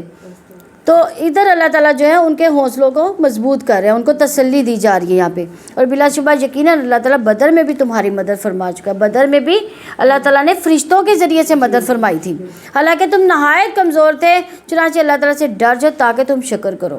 کل ہم نے کیا پڑھا تھا؟ بدر میں کیسے اللہ تعالیٰ نے مدد فرمائی تھی؟ فرشتوں سے تو ڈبل تعداد نظر آئی تھی، یعنی مسلمانوں کو ان کی تعداد کم نظر آ رہی تھی اور کافروں کو زیادہ نظر آ رہی تھی. ہاں جی. جب آپ مومنوں سے کہہ رہے تھے کہ کیا تمہیں یہ کافی نہیں ہے کہ تمہارا رب 3000 نازل کرتا فرشتوں کے ساتھ تمہاری مدد فرمائے؟ کیوں نہیں اگر تم صبر کرو، اللہ تعالیٰ سے ڈرو اور دشمن تم پر اپنے سخت جوش میں آ پہنچے تو تمہارا رب 5000 نشان زدہ فرشتوں سے تمہاری مدد کرے گا. اور اس کو اللہ تعالیٰ نے تمہاری محض خوشخبری بنایا ہے تاکہ تمہارے دل ہی سے مطمئن ہو جائے. اور مدد صرف اللہ تعالیٰ کی طرف ہے جو سب پر غالب کمال حکمت والا ہے، تاکہ اللہ تعالیٰ کافروں کے ایک حصے کو کاٹ دے یا ان کو ذلیل کر دے، پھر وہ نامراد واپس لوٹ جائیں. آپ کو اس معاملے میں کوئی اختیار نہیں، خواہ اللہ تعالیٰ ان کی توبہ قبول فرمائے یا ان کو عذاب دے. بلا شبہ وہی ظالم ہے. یعنی آپ صلی اللہ علیہ وسلم کو جب مشرکین نے زخمی کر دیا تو آپ صلی اللہ علیہ وسلم نے فرمایا وہ قوم کیسے فلاح پائے گی جس نے اپنے نبی صلی اللہ علیہ وسلم کو زخمی کر دیا. تو اس سے بتایا گیا ہے کہ بندوں کو ہدایت دینا کس کا کام ہے؟ اللہ کا کام ہے. کبھی یہ نہ سوچے کہ فلاں تو نہیں بدل سکتا، یعنی ججمنٹل جو ہے اپنے اندر نہیں رکھنا چاہیے. یعنی اگر کسی نے ایزا پہنچائی ہے تو ہم اس کو یہ نہیں کہہ سکتے کہ تم کیسے فلاح پاؤ گے. یہ اللہ تعالیٰ ہدایت دینے والا ہے. تو اللہ تعالیٰ ہی کا ہے جو کچھ آسمانوں جو زمین میں ہے، وہ جس کو چاہتا ہے بخش دیتا ہے اور جس کو چاہتا ہے عذاب دیتا ہے. اللہ تعالیٰ بے حد بخشنے والا، نہایت رحم والا ہے. اے لوگوں جو ایمان لائے، کئی گنا سود نہ کھاؤ، یعنی جو دگنے کیے ہوئے ہوں اللہ تعالیٰ سے ڈرو تاکہ تم کامیاب ہو جائے. یعنی جنگ احد کے ساتھ سود کا ذکر کیوں کیا گیا بھلا؟ کیونکہ ان پر جو مشکل آئی تھی جنگ احد میں وہ مال کی وجہ سے آئی تھی. انہوں نے مال سمیٹنا شروع کر دیا تھا تو اس وجہ سے ان پر مشکل آئی تھی. تو مال کی محبت انسان کے لیے ناکامی کا باعث بھی بنتی ہے. اگر اس میں مشغول ہوگا اپنے مقصد کو انسان بھول جائے گا. تو اس آگ سے ڈر جو کافروں کے لیے تیار کی گئی، اور اللہ تعالیٰ کی اور اس کے رسول کی اطاعت کرو تاکہ تم پر رحم کیا جائے. یہ رحمت اور بخشش کیسے ہوگی؟ اللہ اور اس کے رسول کی اطاعت میں رحمت اور بخشش ہے. اور اپنے رب کی مغفرت اور جنت کی طرف دوڑو جس کی وسعت آسمانوں زمین جتنی ہے، جو اللہ تعالیٰ سے ڈرنے والوں کے لیے تیار کی گئی ہے. یعنی رسول اللہ صلی اللہ علیہ وسلم نے فرمایا جنت کے ایک کنارے سے دوسرے کنارے تک 40 سال کی مسافت ہے. اور جنت پر ایک دن ایسا آئے گا کہ لوگوں کے رش کی وجہ سے بھری ہوگی. وہاں کی خوبصورتی کا کیا کہنا، لیکن اگر دنیا کے گھروں کے لیے سب کوششیں لگا دیتے ہیں تو وہاں کے لیے محنت کیوں نہیں کرتے ہم لوگ؟ قیمتی چیزیں اسی تمناؤں سے نہیں ملتی بلکہ محنت سے، کوشش سے ملتی ہیں. وہ لوگ تو خوشی اور تکلیف میں خرچ کرتے ہیں، غصے کو پینے والے، لوگوں سے درگزر کرنے والے. اللہ تعالیٰ نیکی کرنے والوں کو پسند کرتا ہے. یعنی جنت کیسے ملے گی اب اس کے اسباب بھی بتا دیے. یعنی پہلی بات کیا بتائی؟ جو خوشی اور تکلیف میں کیا کرتے ہیں؟ خرچ کرتے ہیں. ایک شخص کے پاس بہت زیادہ مال ہے اور اس کو کوئی فکر ہی نہیں مال کی، لیکن ایک وہ ہے اس کے پاس بہت نہیں مگر مناسب مال ہے، تو وہ اس میں سے بھی وہ اپنی ضرورت کے مطابق وہ جو ہے اپنی ضروریات کے بعد دے دیتا ہے. اور ایک وہ ہے کہ وہ بہت کم مال ہے, خود بہت ضرورت مند بھی ہے, پھر بھی اللہ تعالیٰ کے راستے میں دیتا ہے, تو اس کا دینا سب سے زیادہ پسندیدہ ہے. ہم کہتے ہیں نا ہمارے پاس مال ہوگا تو پھر ہم اللہ تعالیٰ کی راہ میں خرچ کریں گے. ہم اکثر دعا بھی یہ والی ہماری دعاؤں میں ہوتی ہے کہ اللہ تعالیٰ تو ہمیں مال دے تاکہ ہم تیرے راہ میں خرچ کریں. کم مال میں سے بچا کر دینا وہ سب سے افضل صدقہ ہے. تو دوسری بات, شدید غصے کو کنٹرول کرنے والے ہیں وہ. اور تیسری بات, لوگوں کو معاف کرتے ہیں. چوتھی بار, کوئی بے حیائی کا کام کر بیٹھے تو توبہ کرتے ہیں. ابو دردہ کہتے ہیں رسول اللہ صلی اللہ علیہ وسلم نے فرمایا, جو شخص اپنے غصے کو نافذ کرنے کے باوجود اسے پی گیا تو اللہ قیامت کے دن اس کے دل کو امیدوں سے بھر دے گا. ایک شخص نے آپ صلی اللہ علیہ وسلم سے کہا کہ ایسے عمل کی طرح میری رہنمائی کرے جو مجھے جنت میں داخل کرے. آپ نے فرمایا, غصہ نہ کرو, تمہارے لیے جنت ہے. ایک دفعہ 3 بار پوچھنے پر بھی تینوں بار آپ صلی اللہ علیہ وسلم نے کیا فرمایا, لا تغضب, یعنی غصہ چھوڑ دے. اور ہم غصے کو کیا کرتے ہیں, پیتے ہی نہیں ہیں, بلکہ کیا کرتے ہیں, اپنے معاملات ہی خراب کر دیتے ہیں غصے کی وجہ سے. اللہ تعالیٰ ہم سب کو توفیق عطا فرمائے. وہ ایسے لوگ ہیں جب کوئی برائی کر بیٹھے یا اپنی جانوں پر ظلم کر بیٹھے تو وہ اللہ تعالیٰ کو یاد کرتے ہیں, پھر وہ اپنے گناہوں کے لیے بخشش مانگتے ہیں. اللہ تعالیٰ کے سوا گناہ کو کون معاف کر سکتا ہے, اس پر جو انہوں نے کیا جان بوجھ کر اصرار نہیں کرتے. یعنی جو نقصان ہوتا ہے گناہ سے, اس کی معافی وہ مانگتے ہیں اور بار بار غلطیاں دہراتے بھی نہیں ہیں. ان ہدایت کا مقصد یہ ہے کہ اگر ہم اوپر کے درجے سے نیچے آئیں تو پھر اوپر جانے کی کوشش کریں, لڑکتے ہی نہ جائیں. گناہ کر کے ڈھیٹ نہیں ہونا, بلکہ ڈٹنا نہیں ہے, بلکہ اللہ تعالیٰ سے معافی طلب کرنی ہے. یہی لوگ ہیں جن کا بدلہ ان کے رب کی طرف سے مغفرت اور جنتیں, جن کے نیچے سے نہریں جاری ہیں, ان میں وہ ہمیشہ رہنے والے ہیں. اور کیسا اچھا بدلہ ہے عمل کرنے والوں کا. اور تم سے پہلے بھی بہت سے طریقے گزر چکے, تو تم زمین میں چل کر دیکھو کہ جھٹلانے والوں کا کیسا انجام ہوا. لوگوں کے لیے یہ بیان ہے, اللہ تعالیٰ سے ڈرنے والوں کے لیے ہدایت اور نصیحت ہے. اور نہ تم ہمت ہارو, نہ غم کرو, تم ہی غالب رہو گے اگر تم مومن ہو. یعنی کسی غم یا شکست پر صبر کر لینا, پیچھے ہٹ کر دوبارہ کوشش کرنا, اللہ سے مدد چاہنا انسان کی بلندی کی نشانی ہوتی ہے. اگر تمہیں چوٹ لگی ہے تو انہیں بھی یقیناً جیسے چوٹ لگی ہے. یہ کس کی بات ہو رہی ہے؟ غزوہ احد کی بات ہو رہی ہے کہ اگر مسلمانوں کو چوٹ آئی ہے تو کافروں کو بھی چوٹ آئی ہے. اور یہ دن ہے جنہیں ہم لوگوں کے درمیان گھماتے رہتے ہیں, کبھی کسی کی سربلندی اور کسی کی ناکامی, اور کبھی ناکامی والے کو سربلندی عطا کر دی اور سربلندی والے کو ناکامی, تاکہ اللہ تعالیٰ ان لوگوں کو جان لے جو ایمان لائے اور تم میں سے بعض کو شہید بنا لے. اللہ تعالیٰ ظالموں سے محبت نہیں کرتا. اور تاکہ اللہ تعالیٰ ان لوگوں کو خالص کر لے جو ایمان لائے, کافروں کو مٹا دے. یعنی آزمائش کیوں ہوتی ہے کہ آزمائش انسان کو خالص کرتی, چمکا دیتی ہے, قابلیت بڑھا دیتی ہے, اور بڑے بڑے چیلنجز کے لیے تیار بھی کرتی ہے. پھر جو چھوٹی مشکلات پر صبر نہ کر سکے وہ بڑی مشکلات پر بھی صبر نہیں کر سکتا. بڑے لوگوں کی قربانیاں بھی بڑی ہوتی ہیں, چھوٹی سی قربانی لیکن اجر بہت بڑا. یا تم نے گمان کر لیا کہ تم جنت میں داخل ہو جاؤ گے, حالانکہ اللہ تعالیٰ نے ابھی تک ان کو نہیں جانا جنہوں نے تم میں سے جہاد کیا, اور تاکہ وہ جان لے صبر کرنے والوں کو. یعنی ابھی تو تمہاری محنتوں کو دیکھا ہی نہیں اللہ تعالیٰ نے کہ تم جنت میں چلے جاؤ گے. یہ کن کو کہا جا رہا ہے؟ صحابہ کرام کو, جنہوں نے ہجرتیں کی, اپنے گھر بار چھوڑ دیے. کہ اللہ تعالیٰ ان کو کہہ رہے ہیں کہ ابھی تو تمہاری محنتوں کو دیکھا ہی نہیں ہم نے جو تم کو جنت تک لے جائیں.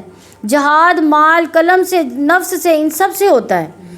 تو وہ کون سا جہاد کر رہے تھے؟ وہ تو قتال والا جہاد کر رہے تھے, اللہ تعالیٰ کے نام کو سربلند کرنے کے لیے کر رہے تھے. یا تم نے گمان کر لیا کہ تم جنت میں داخل ہو جاؤ گے, حالانکہ اللہ تعالیٰ نے ابھی تک ان کو نہیں دیکھا جنہوں نے تم میں سے جہاد کیا, اور تاکہ وہ جان لے صبر کرنے والوں کو.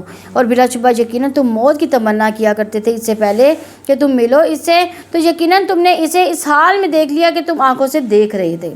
اور نہیں ہے محمد مگر ایک رسول, یقیناً اس سے پہلے بھی کئی رسول گزر چکے.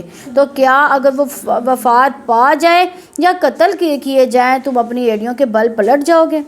اور جو شخص اپنی ایڑیوں سے پلٹے گا تو وہ اللہ تعالیٰ کو ہرگز کچھ بھی نہیں نقصان پہنچائے گا، اور ان قریب اللہ تعالیٰ شکر کرنے والے کو جزا دے گا۔ یعنی یہ آیت اس وقت اتری جب جنگ احد میں یہ خبر مشہور ہو گئی تھی کہ نبی صلی اللہ علیہ وسلم شہید ہو گئے، تو وہاں پہ لوگوں نے کیا کہا کہ ہمارے لیے اب کیا بچا ہے، ہمارا مشن تو ختم، انہوں نے ہتھیار ڈال دیے۔ تو بتا دیا گیا کہ تم ایک لیڈر کے لیے نہیں لڑ رہے، اللہ رب العزت کے لیے لڑ رہے ہو، اور اس کی خاطر تم اس کی راہ میں لڑ رہے ہو، تو تم نے پیچھے نہیں ہٹنا۔ یعنی نبی صلی اللہ علیہ وسلم تو بعد میں وفات پا بھی سکتے ہیں، تو تم یہ نہیں کہ ان کی وفات کے بعد تم یہ کام ہی چھوڑ دو۔ اور کسی جان کے لیے کبھی ممکن نہیں کہ وہ اللہ تعالیٰ کے حکم کے بغیر مر جائے، مقررہ وقت لکھا ہوا ہے۔ اور جو کوئی دنیا کا بدلہ ہی چاہتا ہے تو ہم اسے دنیا میں ہی دیں گے، اور جو آخرت کا بدلہ چاہے گا تو اسے ہم آخرت میں دیں گے، اور بہت جلد ہم شکر کرنے والوں کو جزا دیں گے۔ اور اس کے لیے ہم اپنے آپ کو دیکھیں کہ ہم آخرت مانگتے ہیں یا دنیا مانگتے ہیں۔ اگر دنیا مانگتے ہیں تو ہمارے لیے بہت زیادہ فکر مندی کی بات ہے کہ دنیا تو اتنی سی ہے اور آخرت بہت بڑی ہے، تو ہمیں بڑی چیز مانگنی چاہیے کہ چھوٹی چیز مانگنی چاہیے؟ بڑی چیز۔ اپنی دعائیں جو ہے آخرت کے لیے رکھیں۔ اور کسی جان کے لیے کبھی ممکن نہیں کہ وہ اللہ تعالیٰ کے حکم کے بغیر مر جائے۔ اور کتنے ہی نبی تھے جن کے ساتھ مل کر بہت سے رب والوں نے جنگ کی، اس کے لیے جو اللہ تعالیٰ کی راہ میں انہیں تکلیف پہنچی، انہوں نے ہمت نہیں ہاری، اور نہ وہ کمزور پڑے، نہ انہوں نے عاجزی دکھائی۔ اور اللہ تعالیٰ صبر کرنے والوں کو سے محبت کرتا ہے۔ ان کی دعا اس کے سوا کچھ نہ تھی، اے ہمارے رب ہمارے گناہوں کو بخش دیجئے، ہمارے کام میں ہماری زیادتی کو بھی آپ ہمیں ثابت قدم رکھیں، اور کافروں کے مقابلے میں ہماری مدد فرمائیں۔ کون سی دعا ہے یہ؟ ربنا اغفر لنا ذنوبنا واسرافنا فی امرنا وثبت اقدامنا وانصرنا علی القوم الکافرین۔ آتی ہے کسی کو؟ اس کو یاد کرے، بہت اچھی دعا ہے۔ تو اللہ تعالیٰ نے ان کو دنیا کا بدلہ بھی دیا اور آخرت کا اچھا بدلہ بھی۔ اللہ تعالیٰ نیکی کرنے والوں سے محبت رکھتا ہے۔ تو محسن کون ہوتا ہے؟ جو دوسرے کے مقابلے میں اپنا رویہ اچھا رکھے۔ اے لوگوں جو ایمان لائے ہو، اگر تم ان لوگوں کی اطاعت کرو گے جنہوں نے کفر کیا تو وہ تمہیں تمہاری ایڑیوں کے بل لٹا دیں گے، پھر تم خسارہ اٹھانے والے ہو کر پلٹو گے، بلکہ اللہ تعالیٰ تمہارا مالک ہے، وہ سب مدد کرنے والوں سے بہترین ہے۔ جلد ہی ہم ان لوگوں کے دلوں میں جنہوں نے کفر کیا رعب ڈال دیں گے، اس وجہ سے کہ انہوں نے اللہ تعالیٰ کے ساتھ شرک کیا جس کی اس نے کوئی دلیل بھی نہیں اتاری۔ ان کا ٹھکانہ آگ ہے اور ظالموں کا بہت ہی برا ٹھکانہ ہے۔ یعنی شرک زندگی میں خوف اور بے برکتی کا باعث بنتی ہے۔ اور بلا شبہ یقیناً اللہ تعالیٰ نے تم سے اپنے وعدے کو سچا کر دکھایا جب تم اس کے حکم سے انہیں کاٹ رہے تھے، یہاں تک کہ جب تم پست ہمت ہو گئے، حکم کے بارے میں جھگڑا کیا اور تم نے نافرمانی کی، اس کے بعد جو اس نے تمہیں وہ چیز دکھائی جو تم پسند کرتے تھے۔ تم میں سے کوئی دنیا چاہتا ہے، تم میں سے کوئی آخرت چاہتا ہے، پھر اللہ تعالیٰ نے تمہیں ان سے پھیر دیا تاکہ وہ تمہیں آزمائے، اور بلا شبہ اس نے یقیناً تمہیں معاف کر دیا، اور اللہ تعالیٰ ایمان والوں پر بڑے فضل والا ہے۔ جب تم دور چلے جا رہے تھے اور مڑ کر کسی ایک کو بھی نہیں دیکھتے تھے، اور رسول تمہیں تمہاری پچھلی جماعت میں پکار رہا تھا، تو اس نے بدلے میں تمہیں غم کے ساتھ اور غم دیا تاکہ تم اس پر غم نہ کرو جو تمہارے ہاتھ سے نکل گیا، اور نہ اس پر جو تمہیں مصیبت پہنچی، اور اللہ تعالیٰ پوری خبر رکھنے والا اس کی جو تم عمل کرتے ہو۔ یعنی غم پر غم کیوں آتے ہیں؟ اللہ تعالیٰ بندوں سے چاہتا ہے کہ وہ دنیا کے نقصانات پر غم نہ کرے، اس لیے وہ غم پر غم ڈالتا تاکہ بندہ غم سہنے کا عادی ہو اور اس کی پرواہ کرنا چھوڑ دے۔ تو غم کے نقصانات کیا ہوتے ہیں؟ تنگی پیدا ہوتی ہے، مفید کاموں سے انسان رک جاتا ہے۔ جیسے صحابہ کرام کو جب خبر ملی نبی صلی اللہ علیہ وسلم کی وہ شہادت کی، تو انہوں نے کیا کیا؟ انہوں نے ہتھیار ہی ڈال دیے۔ یعنی انسان نئے کام سے رک گئے نا وہ، تو انسان کے اندر نفسیاتی گریں لگ جاتی ہیں، نیکی کے مواقع چلے جاتے ہیں۔ تو ہمیں کیا چاہیے؟ اپنے نفس کی دعا کے ساتھ ساتھ خوش رہنے کا عادی بھی بنانا چاہیے کہ اللہ بے شک میں تیری پناہ لیتی ہوں دکھ اور غم سے۔ سینہ کھلا ہوگا، خوش ہوگا، پر امید ہوگا تو دوسروں کے بھی خیر کی ترغیب دے گا، مثبت رہے گا۔ یہ بھی ترغیب دی گئی کہ کوئی چیز چھوٹ جائے اس پر غم نہیں کرتے رہنا چاہیے، بلکہ کیا کرنا چاہیے؟ اس کو اللہ کی رضا سمجھنا چاہیے۔ پھر اللہ تعالیٰ نے اس غم کے بعد تم پر ایک امن نازل فرمایا، یعنی پہلے خبر پھیلا دی کہ نبی صلی اللہ علیہ وسلم کو شہادت ہو گئی ہے، سب ادھر ادھر بھٹک گئے، نبی صلی اللہ علیہ وسلم ان کو پکارتے رہے، تو وہ سارا قصہ جو ہے یہاں پہ بیان کیا جا رہا ہے۔ پھر اللہ تعالیٰ کہتے ہیں پھر اللہ تعالیٰ نے اس غم کے بعد تم پر ایک امن نازل فرما دیا، یعنی ساتھ ہی فتح بھی عطا کر دی اللہ تعالیٰ نے۔ ایک اونگ تھی جو تم میں سے کچھ لوگوں پر چھا رہی تھی، یعنی اللہ تعالیٰ نے ان کو ایک نیند بھی دے دی۔ اب دشمن اوپر مسلط ہے، اس وقت نیند کیسے آ سکتی ہے؟ آ سکتی ہے، لیکن یہ اللہ تعالیٰ نے ان کو ایسی اونگ دی کہ ان سے ان کے ذہن فریش ہو گئے اس سے۔ اور یقیناً کچھ لوگ تھے جن کی جانوں نے انہیں فکر میں ڈال رکھا تھا اور اللہ تعالیٰ کے بارے میں ناحق جاہلیت کا گمان کر رہے تھے۔ وہ کہتے تھے کیا اس کام میں ہمارا کچھ بھی اختیار ہے؟ آپ کہہ دیں بلا شبہ سارا کام اللہ تعالیٰ کے اختیار میں ہے۔ وہ اپنے دلوں میں ایسی بات چھپائے ہوئے ہیں جو آپ کے لیے ظاہر نہیں کرتے۔ وہ کہتے ہیں اگر اس میں ہمارا کچھ بھی اختیار ہوتا تو ہم یہاں نہ مارے جاتے۔ آپ کہتے ہیں اگر تم اپنے گھروں میں ہوتے تو بھی جن کا قتل ہونا لکھا گیا تھا وہ ضرور اپنے لیٹنے کی جگہوں کی طرف نکل آتے، اور تاکہ اللہ تعالیٰ اسے آزما لے جو تمہارے سینوں میں ہے، اور تاکہ وہ اسے خالص کر دے جو تمہارے دلوں میں ہے۔ اللہ تعالیٰ سینوں والی باتیں خوب جاننے والا ہے۔ یعنی جیسے تم غم کی کیفیت میں انسان بہت رو لیتا ہے تو ایک سکینہ سی طاری ہو جاتی ہے، ہوتا ہے نا، ایسے بہت زیادہ غم ہے تو انسان رو رو کے اپنا دل ہلکا کر لیتا ہے۔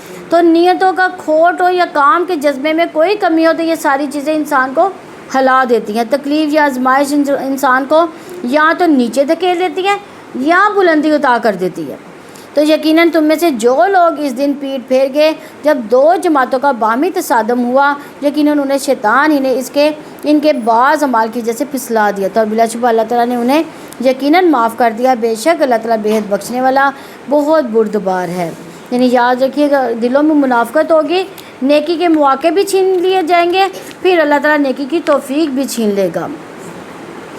اے لوگوں جو ایمان لائے ہو تم ان لوگوں جیسے نہ ہو جانا جنہوں نے کفر کیا۔ انہوں نے اپنے بھائیوں کے بارے میں کہا جب انہوں نے زمین میں سفر کیا یا وہ لڑنے والے تھے کہ اگر وہ ہمارے پاس ہی رہتے تو نہ مرتے نہ وہ قتل کیے جاتے، تاکہ اللہ تعالیٰ اس کو ان کے دلوں میں حسرت بنا دے۔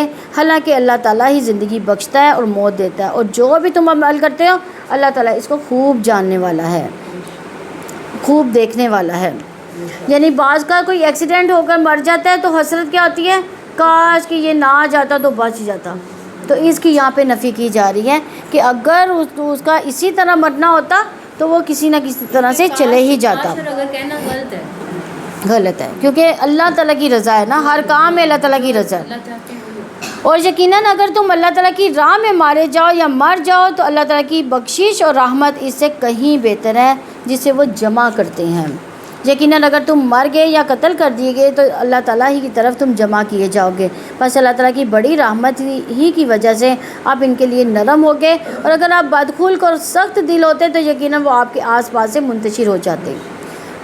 سو آپ انہیں معاف کر دیں، ان کے لیے بخشش مانگیں اور معاملات میں ان سے مشورہ کریں۔ پھر جب آپ پختہ ارادہ کر لیں تو اللہ تعالیٰ پر بھروسہ کریں، بلا شبہ اللہ تعالیٰ بھروسہ کرنے والوں سے محبت کرتا ہے۔ یعنی داعی یا لیڈر کی صفات یہاں پہ بیان کی جا رہی ہیں کہ رحمت، نرمی، تواضع، کندھے جھکا دینا، ساتھیوں کے لیے دعا کرنا، ان کی فکر کرنا۔ تو رسول اللہ صلی اللہ علیہ وسلم نے فرمایا نرمی کاموں کو خوبصورت بنا دیتی ہے۔ نرمی جس چیز میں بھی ہوتی ہے اسے زینت بخشتی ہے، اور جس چیز سے نکال دی جاتی ہے اسے بدصورت کر دیتی ہے۔ نرمی گھرانوں کو فائدہ دیتی ہے، جس گھرانے کو نرمی عطا کی گئی تو وہ ان کے لیے فائدے کا باعث ہے، اور جسے نرمی روک لی گئی تو وہ ان کے لیے نقصان کا باعث ہے۔ انتظار میں نہ رہے کہ دوسرے نرمی اختیار کریں۔ اگر اللہ تعالیٰ تمہاری مدد فرمائے تو کوئی تم پر غالب آنے والا نہیں ہوگا، وہ تمہارا ساتھ چھوڑ دے تو اس کے بعد کون ہے جو تمہاری مدد کرے گا؟ کوئی ہے اللہ تعالیٰ کے سوا؟ اور ایمان والوں پر تو لازم ہے کہ وہ اللہ تعالیٰ پر بھروسہ کریں، اور کسی نبی کے لیے ممکن ہی نہیں کہ وہ خیانت کرے، اور خیانت کرے گا تو قیامت کے دن اس کو لے کر آئے گا جو اس نے خیانت کی، پھر ہر جان کو جو اس نے کمایا اس کا پورا بدلہ دیا جائے گا، اور وہ ظلم نہیں کیے جائیں گے۔ تو کیا جو شخص اللہ تعالیٰ کی رضامندی کے پیچھے چلا اس کی مانند ہے جو اللہ تعالیٰ کی ناراضگی کے ساتھ لوٹا؟ اس کا ٹھکانہ نہ تو جہنم ہے اور وہ بہت ہی برا ٹھکانہ ہے، یعنی اس کا ٹھکانہ کہاں پہ ہوگا؟ جہنم میں ہوگا، اور وہ بہت برا ٹھکانہ ہے. وہ سب اللہ تعالیٰ کے یہاں اس کے الگ الگ طبقے ہیں اور اللہ تعالیٰ خوب دیکھنے والا ہے اس کو جو وہ کرتے ہیں. بلا شبہ اللہ تعالیٰ نے ایمان والوں پر یقیناً احسان فرمایا کہ جب انہی میں سے ایک رسول ان میں سے مبعوث فرمایا جو انہیں اللہ تعالیٰ کی آیات پڑھ کر سناتا ہے، انہیں پاک کرتا ہے، انہیں کتاب و حکمت کی تعلیم دیتا ہے، حالانکہ بلا شبہ اس سے پہلے وہ یقیناً کھلی گمراہی میں تھا. اور یہ جو 4 چیزیں یہاں پہ بیان کی گئی ہیں، یہ 4 چیزیں ساتھ ساتھ چلتی ہیں. تلاوت قرآن، تزکیہ یعنی دلوں کے میل کچیل کو نکالنا، تعلیم کتاب، حکمت. اور اس میں یاد رکھنے والی بات کیا ہے کہ جب تک اصلاح نہ ہو تب تک تعلیم کا مقصد پورا نہیں ہوتا.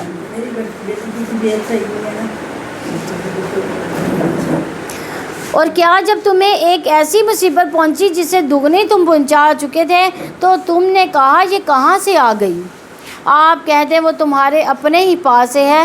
بلا شبہ اللہ تعالیٰ ہر چیز پر پوری طرح قدرت رکھنے والا ہے.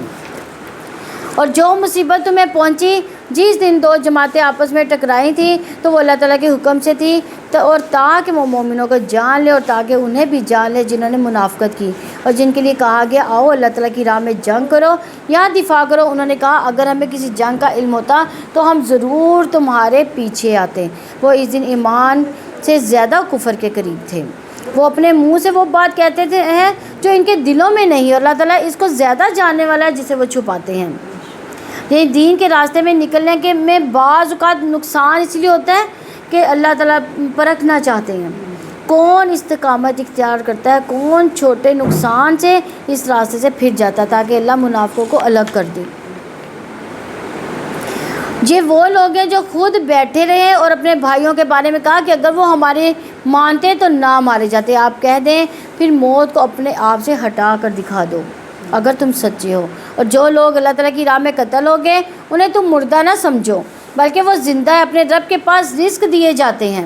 یعنی عام مومن کی موت کے بعد رزق جنت میں جا کر ملے گا، لیکن جو اللہ کے راستے میں شہید ہوتا ہے اسے برزخ کی زندگی میں بھی رزق عطا ہوتا ہے. رسول اللہ صلی اللہ علیہ وسلم نے فرمایا شہید قتل کی صرف اتنی ہی تکلیف محسوس کرتا ہے جتنی تم میں سے کسی کو چونٹی کے کاٹنے کی ہوتی ہے. چونٹی کے کاٹنے کا کتنا درد ہوتا ہے اتنا ہی درد شہید کو ہوتا ہے. اس کے خون کے پہلے قطرے کے ساتھ اس کی بخشش ہو جاتی ہے. جنت میں اس کا ٹھکانہ دکھا دیا جاتا ہے، عذاب قبر سے محفوظ رہتا ہے، قیامت کے دن بڑی گھبراہٹ سے محفوظ رہے گا، ایمان کے لباس سے اس کو مزین کیا جائے گا. حضرت عمر رضی اللہ عنہ دعا کرتے ہیں اے اللہ مجھے اپنے راستے میں شہادت عطا فرما اور میری موت اپنے رسول اللہ صلی اللہ علیہ وسلم کے شہر میں مقدر کر دے. اللہ تعالیٰ ہم سب کو بھی نصیب فرمائے. اللہ تعالیٰ اپنے فضل سے انہیں جو دیا ہے اس پر وہ بہت خوش ہیں، اور جو ان کے پیچھے سے ان کے ساتھ نہیں ملے وہ ان سے خوشی محسوس کرتے ہیں کہ ان کے لیے نہ کوئی خوف ہے نہ ہی وہ غمگین ہوں گے. یعنی ایمان کی علامت ہے مومن دوسرے مومن کی خوشی پر خوش ہوتا ہے. جو خوشیاں منا رہے ہیں اللہ تعالیٰ کی طرف سے نعمت اور فضل ہے اس پر کہ یقیناً اللہ تعالیٰ ایمان والوں کا اجر ضائع نہیں کرتا. جن لوگوں نے اللہ تعالیٰ اور رسول کا حکم مانا اس کے بعد بھی کہ انہیں زخم پہنچا ان میں سے ان لوگوں کے لیے جنہوں نے نیکی کی اللہ تعالیٰ سے ڈر گئے بہت بڑا اجر ہے. جن سے لوگوں نے کہا کہ یقیناً دشمن لوگ تمہارے خلاف لشکر جمع کر چکے ہیں لہٰذا تم ان سے ڈر جاؤ، چنانچہ اس نے ان کو ایمان میں اور زیادہ کر دیا. انہوں نے کہا کہ ہمیں اللہ تعالیٰ ہی کافی ہے، وہ بہترین کارساز ہے. لیکن ان کا توکل کیسا تھا کہ اللہ تعالیٰ پر وہ توکل کرتے تھے. جب چیزیں بہت مشکل ہو جاتی ہیں تو اللہ تعالیٰ سے دعا مانگنی چاہیے حسبنا اللہ و نعم الوکیل. کیا مانگنا چاہیے؟ یہ وہ کلمہ ہے جسے ابراہیم علیہ السلام نے اس وقت کہا جب انہیں آگ میں ڈالا گیا تھا تو آگ ان پر کیا کر دی گئی تھی؟ ٹھنڈی کر دی، سلامتی والی کر دی گئی تھی. اس میں بھی توکل کا ذکر ہے. دیکھیں یہ ساری ہی آیات جو کون سی آ رہی ہیں توکل والی، کہ کس پر توکل کرنا ہے؟ اللہ تعالیٰ پر. ہمارا بھروسہ کس پر ہونا چاہیے؟ اللہ تعالیٰ پر.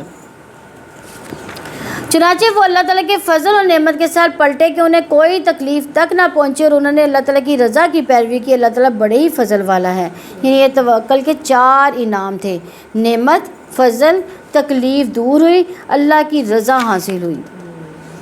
یقیناً یہ تو شیطان ہی ہے جو تمہیں اپنے دوستوں سے ڈراتا ہے، چنانچہ تم ان سے نہ ڈرو اور مجھ سے ڈرو اگر تم مومن ہو، اور وہ آپ کو غم نہ پہنچائے جو کفر میں جلدی کرتے ہیں، بلا شبہ وہ اللہ تعالیٰ کو ہرگز کوئی نقصان نہیں پہنچا سکتے۔ اللہ تعالیٰ چاہتا ہے کہ آخرت میں ان کے لیے کوئی حصہ نہ رکھے، ان کے لیے بڑا عذاب ہے۔ یقیناً جن لوگوں نے ایمان کے بدلے میں کفر خریدا وہ اللہ تعالیٰ کو ہرگز کوئی نقصان نہیں پہنچائیں گے اور ان کے لیے دردناک عذاب ہے۔ جن لوگوں نے کفر کیا وہ ہرگز یہ گمان نہ کریں کہ یقیناً ہم انہیں جو مہلت دے رہے ہیں وہ ان کے لیے بہتر ہے، ہم انہیں اسی لیے مہلت دے رہے ہیں تاکہ وہ گناہ میں اور زیادہ بڑھ جائے، ان کے لیے رسوا کن عذاب ہے۔ اللہ کی نافرمانی کے باوجود اگر پکڑ نہیں ہو رہی تو یہ نہیں انسان کو سمجھنا چاہیے کہ مجھ سے اللہ تعالیٰ بہت خوش ہے، بڑا راضی ہے۔ اور اللہ تعالیٰ ایسا نہیں ہے کہ مومنوں کو اسی حالت میں چھوڑ دے جس پر تم ہو، یہاں تک کہ وہ ناپاک کو پاک سے الگ نہ کر دے، اور کبھی ایسا نہیں ہے کہ اللہ تعالیٰ تمہیں غیب کی اطلاع دے، لیکن اللہ تعالیٰ اپنے رسولوں میں سے جس کو چاہتا ہے منتخب کرتا ہے۔ چنانچہ تم اللہ تعالیٰ پر اور اس کے رسولوں پر ایمان لاؤ، اگر تم ایمان لاؤ متقی بنو تو تمہارے لیے بہت بڑا اجر ہے۔ یعنی اجر عظیم کس کو ملتا ہے؟ جو ایمان کے ساتھ تقوی اختیار رکھتا ہے۔ تقوی انسان کے دل میں چپک جاتا ہے، یعنی کسی کا برا نہیں چاہنا، کوئی بری بات زبان سے نہیں نکلتی تقوی والے کے دل سے، اور عمل میں بھی وہ خیال رکھتا ہے کہ کسی طرح زیادتی نہ ہو۔ تو جو لوگ بخل کرتے ہیں اس میں جو اللہ تعالیٰ نے انہیں اپنے فضل سے دیا وہ ہرگز گمان نہ کرے کہ ان کے لیے وہ بہتر ہے، بلکہ ان کے لیے بہت ہی برا ہے۔ جلد ہی قیامت کے دن انہیں ان کا طوق بنایا جائے گا۔ جو انہوں نے بخل کیا، آسمان اور زمین کی میراث اللہ تعالیٰ کے لیے جو بھی وہ کرتے ہیں اللہ تعالیٰ اس سے پوری طرح باخبر ہے۔ بلا شبہ اللہ تعالیٰ یقیناً ان کی بات سن لی جنہوں نے کہا کہ بلا شبہ اللہ تعالیٰ فقیر ہے، ہم مالدار ہیں، جلدی ہم لکھ دیں گے جو انہوں نے کہا، اور ان کا نبیوں کو ناحق قتل کرنا بھی، اور ہم کہیں گے کہ تم جلنے کا عذاب چکھو۔ یعنی وہ جو سمجھتے تھے کہ وہ غنی ہے اور سمجھتے ہیں کہ اللہ خود نہیں دیتا، ہمارے ذریعے جو ہے اللہ کو دیا جاتا ہے۔ یہ اس وجہ سے ہے کہ جو آگے بھیجا تمہارے ہاتھوں نے، اور یقیناً اللہ تعالیٰ نے اپنے بندوں پر کچھ بھی ظلم کرنے والا نہیں ہے۔ جن لوگوں نے کہا کہ اللہ تعالیٰ نے یقیناً ہمیں حکم دیا ہے کہ ہم کسی رسول پر اس وقت تک ایمان نہ لائیں یہاں تک کہ وہ ہمارے سامنے ایسی قربانی لائے جسے آگ کھا لے۔ آپ کہہ دیں کہ مجھ سے پہلے رسول تمہارے پاس واضح دلیلیں اور وہ کچھ بھی لا چکے جو تم نے کہا، پھر تم نے انہیں قتل کیوں کیا؟ اگر تم واقعتاً سچے ہو، پھر اگر وہ آپ کو جھٹلاتے تو یقیناً آپ سے پہلے بھی کوئی رسول جھٹلائے جا چکے جو واضح دلیلیں اور صحیفے اور روشن کتاب لائے تھے۔ ہر جاندار موت کو چکھنے والا ہے، یقیناً تم قیامت کے دن ہی اپنے پورے اجر دیے جاؤ گے۔ چنانچہ جو آگ سے بچا لیے گئے جنت میں داخل کر دیا گیا تو وہ کامیاب ہو گیا۔ دنیا کی زندگی تو دھوکے کے سامان کے سوا کچھ نہیں۔ یعنی اصل کامیابی کس میں ہے؟ آگ سے بچنا اور جنت میں داخلہ، یہ اصل کامیابی ہے۔ تو خوش بخت وہ ہے جس کی موت اللہ تعالیٰ کی رضا میں آئے۔ دھوکے میں وہ ہیں جو دنیا کی دولت اس کے سامان پر انحصار کر کے بیٹھا ہوا ہے کہ میں تو دولت مند ہوں، مجھ سے اللہ تعالیٰ بہت راضی ہے۔ تو یاد رکھیے رسول اللہ صلی اللہ علیہ وسلم نے فرمایا جنت میں ایک کوڑا رکھنے کی جگہ جو ہے دنیا اور جو کچھ اس میں ان سب سے بہتر ہے۔ کتنی کی جگہ کوڑے کے لیے ہوگی؟ تھوڑی سی جگہ ہوتی ہے، وہ جگہ اس پوری دنیا سے بہتر ہے۔ یقیناً تم اپنے مالوں اپنی جانوں میں ضرور آزمائے جاؤ گے، اور یقیناً تم ان سے ضرور بہت سی تکلیف دہ باتیں سنو گے جن کو تم سے پہلے کتاب دی گئی، ان لوگوں سے بھی جنہوں نے شرک کیا، اور اگر تم صبر کرو متقی بنو تو یقیناً یہ بلند حوصلہ کاموں میں سے ہے۔ یعنی بڑے دل والے ہی بڑی ہمت رکھتے ہیں اور بڑے درجات پاتے ہیں۔ دین پر چلنا آسان نہیں۔ رسول اللہ صلی اللہ علیہ وسلم نے فرمایا سب سے بڑی آزمائش انبیاء پر بھی، صالحین پر بھی، درجہ بدرجہ عام لوگوں پر آتی ہے۔ انسان پر آزمائش اس کے دین کے اعتبار سے آتی ہے۔ دین میں پختگی ہوگی تو آزمائش میں اضافہ کر دیا جائے گا، کمزوری ہوگی تو آزمائش میں کمی کر دی جائے گی۔ ایسے میں جو اللہ سے راضی ہوتا ہے اللہ اس سے راضی ہو جاتا ہے، اور جو اس سے ناراض ہوتا ہے اللہ تعالیٰ اس سے ناراض ہو جاتا ہے۔ کس وقت؟ جب صبر آزمائش جب آتی ہے، اس آزمائش میں، اس تکلیف میں جب انسان اللہ تعالیٰ سے تب بھی راضی ہے تو اللہ تعالیٰ اس سے راضی ہو جاتا ہے۔ اگر ہم اس آزمائش میں، اس تکلیف میں اللہ تعالیٰ سے ناراض ہیں تو پھر اللہ تعالیٰ بھی ہم سے ناراض ہو جاتے ہیں۔ تو کوئی تکلیف آئے تو ہمیں کیا کرنا ہے؟ صبر کرنا ہے اور اللہ تعالیٰ سے دعائیں کرنی ہیں. اور کیا میں نے بتایا تھا؟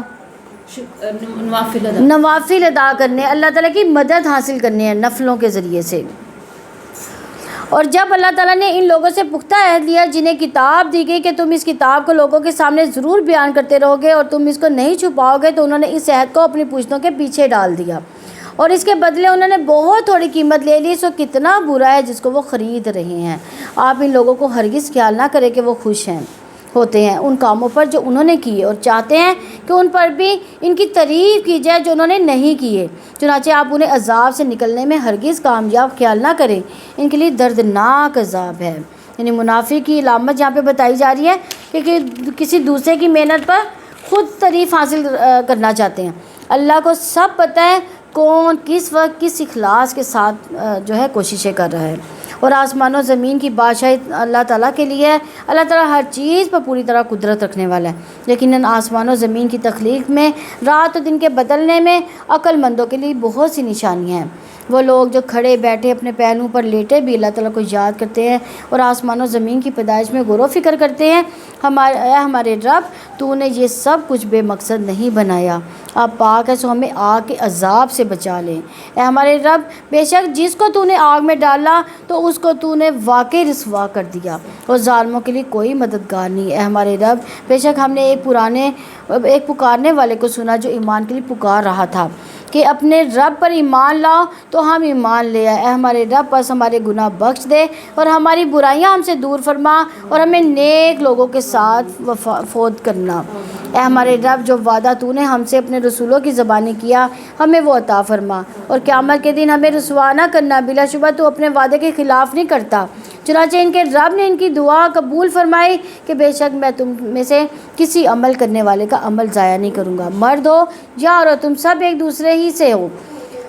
تو جن لوگوں نے ہجرت کی، جو اپنے گھروں سے نکالے گئے، میری راہ میں تکلیف دیے گئے، انہوں نے جنگ کی، قتل کر دیے، تو یقیناً ضرور ان کی برائیاں ان سے دور کر دوں گا اور یقیناً میں ضرور انہیں باغات میں داخل کر دوں گا جن کے نیچے نہریں جاری ہوں گی. اللہ تعالیٰ کے ہاں یہ ان کا بدلہ ہے، اللہ تعالیٰ ہی کے پاس بہترین بدلہ ہے.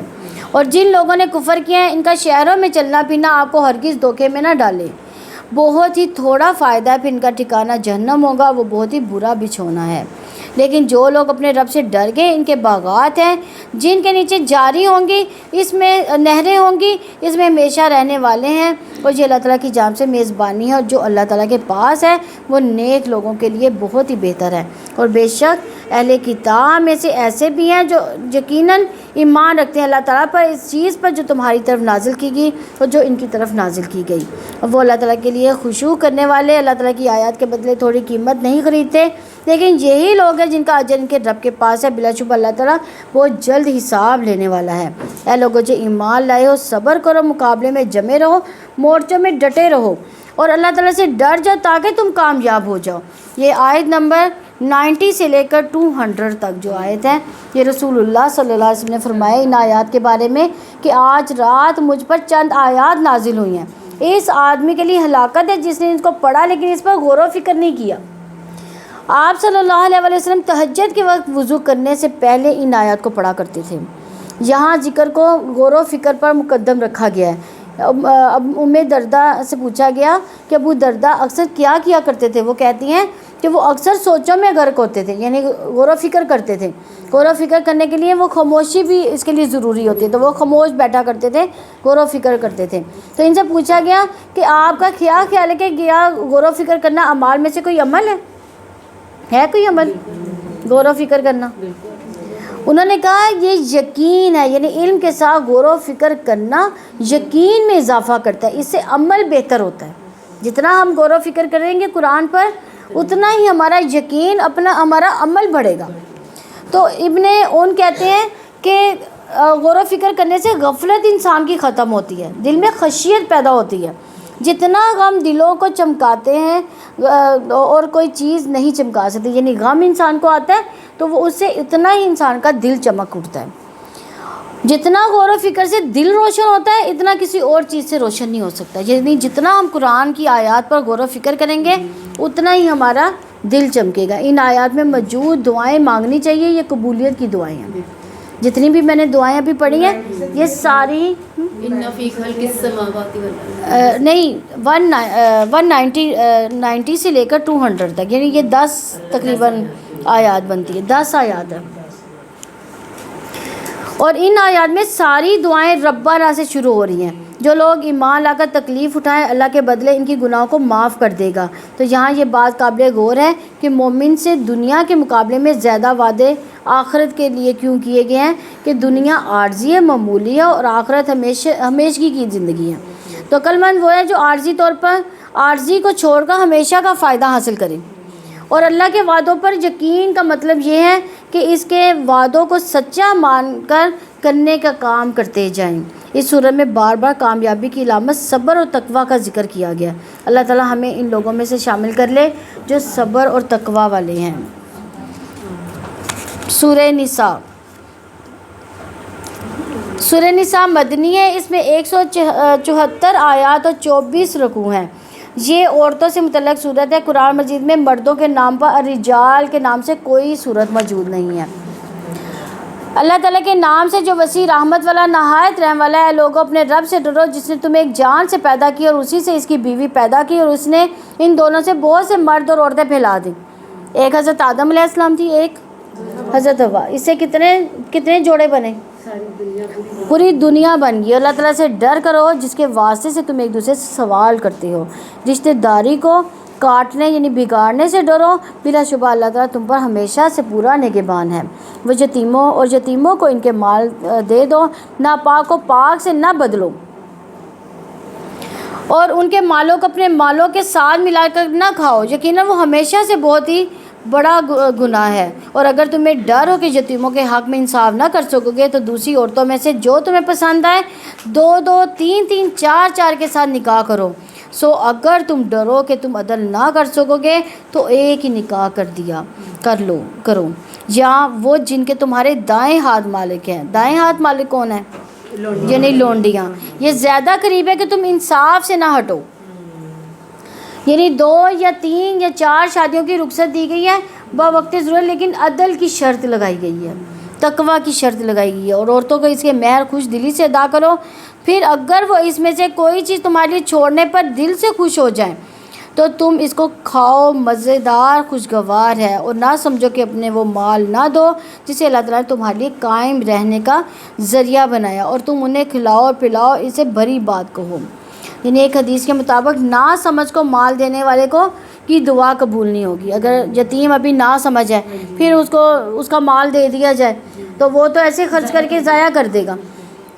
اور یتیموں کو جانچتے رہو یہاں تک کہ وہ نکاح کی عمر کو پہنچ جائے، پھر اگر تم ان کو میں سمجھ بوجھ محسوس کرو تو ان کے مال ان کے حوالے کر دو، اور اس ڈر سے کہ وہ بڑے ہو جائیں ان کا مال فضول خرچی سے جلدی کرتے ہوئے نہ کھا جاؤ۔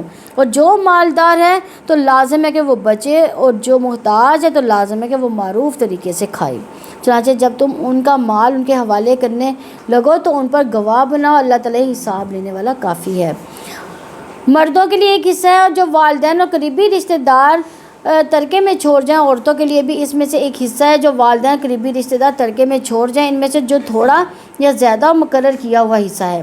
اور جب تقسیم کے وقت قرابت دار، یتیم اور محتاج آ جائے تو انہیں بھی اس مال میں سے کچھ دو، اور ان سے بھلی بات کہو۔ اور لازم ہے کہ ڈریں وہ لوگ جو اگر اپنے پیچھے کمزور اولاد چھوڑ جاتے ہیں اور ان کے بارے میں وہ ڈرتے ہیں، چنانچہ ان پر لازم ہے کہ وہ اللہ تعالیٰ سے ڈر جائیں۔ اور سیدھی بات یہی کہیں بلا شبہ وہ لوگ جو یتیموں کے مال ظلم سے کھاتے ہیں وہ اپنے پیٹوں میں کیا بھرتے ہیں؟ آگ کے سوا کچھ نہیں کھاتے، وہ جلد ہی وہ دہتی آگ میں داخل ہوں گے۔ اللہ تعالیٰ تمہاری اولاد کے بارے میں تمہیں وصیت کرتا ہے، مرد کے لیے 2 عورتوں کے برابر حصہ ہے، پھر اگر عورتیں 2 سے زیادہ ہوں تو میت نے جو چھوڑا ہو اس میں سے 2 تہائی ان کے لیے حصہ ہے۔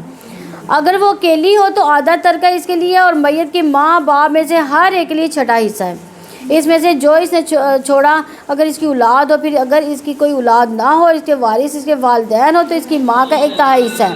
پھر اگر اس کے بہن بھائی بھی ہوں تو ان کی ماں کا 6واں حصہ ہے اس وصیت کے بعد جو وہ کر جائے۔ یا قرض کے بعد تمہارے باپ ہو یا تمہارے بیٹے، تم نہیں جانتے کہ اس میں سے نفع پہنچانے میں تمہارے زیادہ قریب کون ہے؟ یہ اللہ تعالیٰ کی طرف سے مقرر کیا ہوا ہے۔ یقیناً اللہ تعالیٰ ہمیشہ سے سب کچھ جاننے والا، کمال حکمت والا ہے۔ یعنی چاہے نبی صلی اللہ علیہ وسلم سے پہلے کا دور جاہلیت کا ہو یا آج کا، عورتوں کو آج بھی حق جو ہے مارے جاتے ہیں، حقوق ان کے مارے جاتے ہیں، لیکن اسلام نے عورت کو وراثت میں حصہ دیا ہے۔ تو عورت کو وراثت میں سے آدھا کیوں ملتا ہے؟ اس لیے مرد کے مقابلے میں عورت کو آدھا دیا جاتا ہے، اس لیے کہ عورت پر نان نفقے کی ذمہ داری نہیں ہے۔ اس کو شادی کے وقت بھی مہر دیا جاتا ہے، لیا نہیں جاتا۔ اس پر شوہر بھی خرچ کرتا ہے، مرد پر زیادہ ذمہ داری ڈالی گئی، خرچ کرنے کی عورت پر نہیں ڈالی گئی، اور وہ جو خرچ کرے وہ صدقہ ہے۔ اللہ کی تقسیم پر راضی ہو جائے، اس کی حکمت تم نہیں جانتے، جیسے وہ سارے حالات جانتا ہے تم نہیں جانتے۔ اور جو تمہاری بیویاں چھوڑ جائے اس میں تمہارا آدھا حصہ ہے، اگر ان میں سے کوئی اولاد نہ ہو، پھر اگر ان کے لیے اولاد ہو تو تمہارے لیے اس میں چوتھائی حصہ ہے جو انہوں نے چھوڑا ہے اس وصیت کے بعد جو وہ کر جائیں، یا قرض کی ادائیگی کے بعد ان کے لیے چوتھائی حصہ ہے اس میں سے جو تم نے چھوڑا۔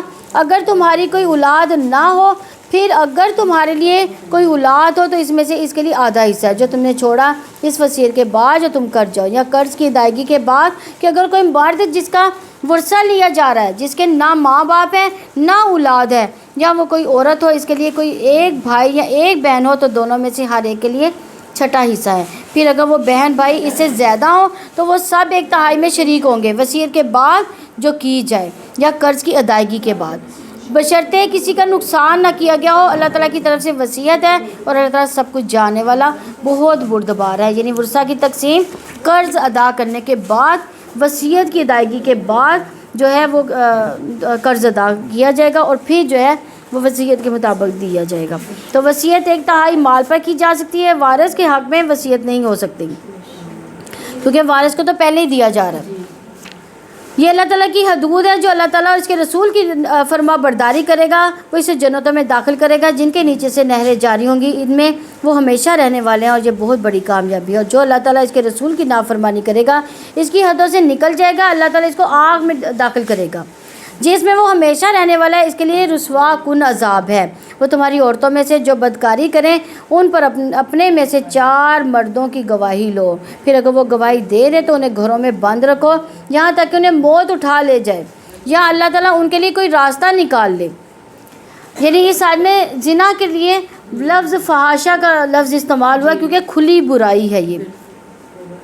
اور تم میں سے جو بھی 2 افراد بدکاری کریں ان دونوں کو سزا دو، پھر اگر وہ دونوں توبہ کر لیں، اصلاح کر لیں تو ان سے درگزر کرو۔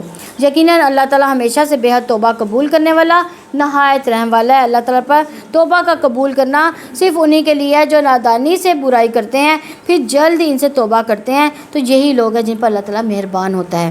اللہ تعالیٰ ہمیشہ ہی سے سب کچھ جاننے والا، کمال حکمت والا ہے۔ یعنی جہالت کیا ہوتی ہے؟ انجام سے بے خبر ہو کر اللہ کی ناراضگی کا کام کرتے جائیں۔ انسان اس بات سے غافل ہو جائے کہ اللہ دیکھ رہا ہے، یا اس بات سے غافل ہو جائے کہ اس غلط کام کے نتیجے میں اس کا ایمان کم ہو جائے گا یا بالکل ختم ہو جائے گا۔ جیسے جب انسان زنا کرتا ہے تو اس وقت کیا ہوتا ہے؟ وہ ایمان سے نکل جاتا ہے۔ اور توبہ ایسے لوگوں کے لیے نہیں ہے جو برے کام کرتے جاتے ہیں، حتیٰ کہ جب ان میں سے کسی کے پاس موت آ جاتی تو وہ کہتا ہے کہ بلا شبہ اب میں نے توبہ کی، اور نہ ہی اس کی توبہ ہے، اور اس حال میں کہ وہ مرتے ہیں کہ وہ کافر ہیں۔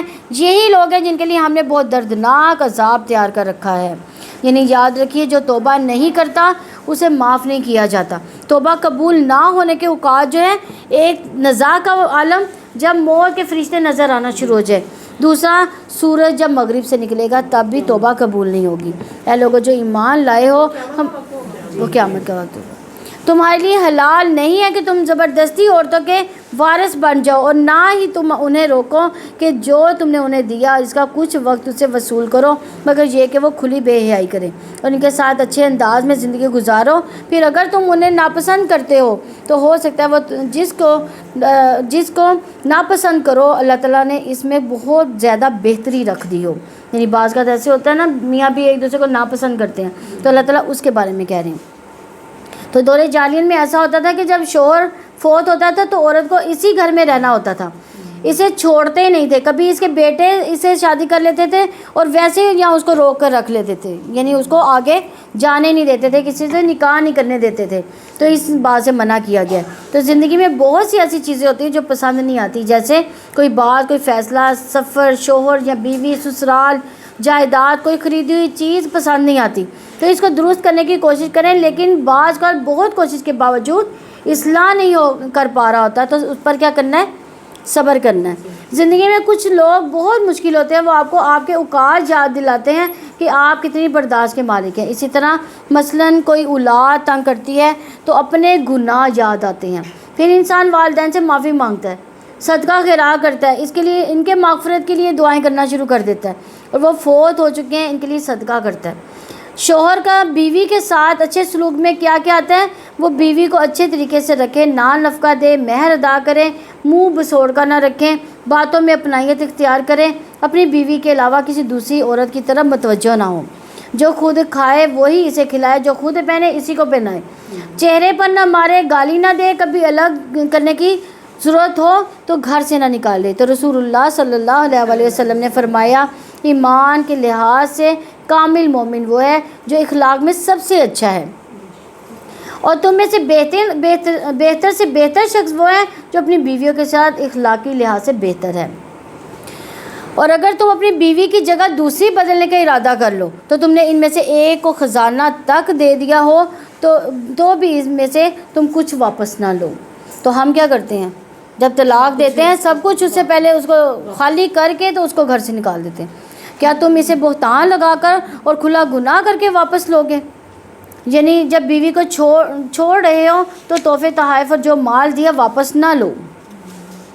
اور تم وہ کیسے لے سکتے ہو حالانکہ تم ایک دوسرے سے صحبت کر چکے ہو اور وہ تم سے مضبوط عہد بھی لے چکے, اور جن عورتوں نے تمہارے باپ نکاح کر چکے ہیں ان سے نکاح نہ کرو مگر جو پہلے ہو چکا. یعنی پہلے لوگ کیا کرتے تھے کہ اپنی ماں سے ہی نکاح کر لیتے تھے. یقیناً وہ ہمیشہ سے بے حیائی اور سخت ناراضگی کی بات ہے اور بہت ہی برا راستہ ہے. تم پر حرام کی گئی تمہاری مائیں, تمہاری بیٹیاں, تمہاری بہنیں, تمہاری پھوپھیاں, تمہاری خالائیں اور بھائی کی بیٹیاں اور بہن کی بیٹیاں, تمہاری وہ مائیں جنہوں نے تمہیں دودھ پلایا, اور رضاعت میں تمہاری بہنیں, تمہاری بیویوں کی مائیں, تمہاری گود میں پرورش پانے والی وہ لڑکیاں جو تمہاری ان بیویوں سے ہو جن سے تم نے صحبت کی ہے. پھر اگر تم نے ان سے صحبت نہیں کی تو تم پر کوئی گناہ نہیں. اور تمہارے ان بیٹوں کی بیویاں جو تمہاری سلب سے ہیں, اور یہ کہ تم اکٹھا کرو 2 بہنوں کو مگر پہلے جو ہو چکا. یعنی 2 بہنیں ایک ٹائم پہ نکاح میں بھی نہیں ہو سکتی. یقیناً اللہ تعالیٰ بے حد بخشنے والا, نہایت رحم والا ہے. اللہ تعالیٰ ہمیں اس پارے کی سمجھ بوجھ عطا فرمائے, ہمیں اس پر غور و فکر کرنے والا بنائے, اور اللہ تعالیٰ ہم سب کو اس قرآن سے جوڑے رکھے. اللہ تعالیٰ ہمیں نمازیں پڑھنا, قرآن پڑھنا آسان فرما دے, اور ہماری دنیا اور آخرت اللہ تعالیٰ ہمارے سنوار دے. اور جو بیمار ہے اللہ تعالیٰ ان کو شفاؤں میں بدل دے, جو اسماء کو بھی اللہ تعالیٰ صحت اور تندرستی والی زندگی عطا فرمائے, اس کی جو تکلیف ہے اللہ تعالیٰ دور کرے, اور جو بیٹیوں کی شادیوں سے پریشان ہے اللہ تعالیٰ ان کی شادیاں جلد از جلد اور اچھے بر عطا فرمائے. سبحانک اللہم و بحمدک نشہد لا الہ الا انت واستغفرک و اتوب الیک. السلام علیکم ورحمۃ اللہ وبرکاتہ.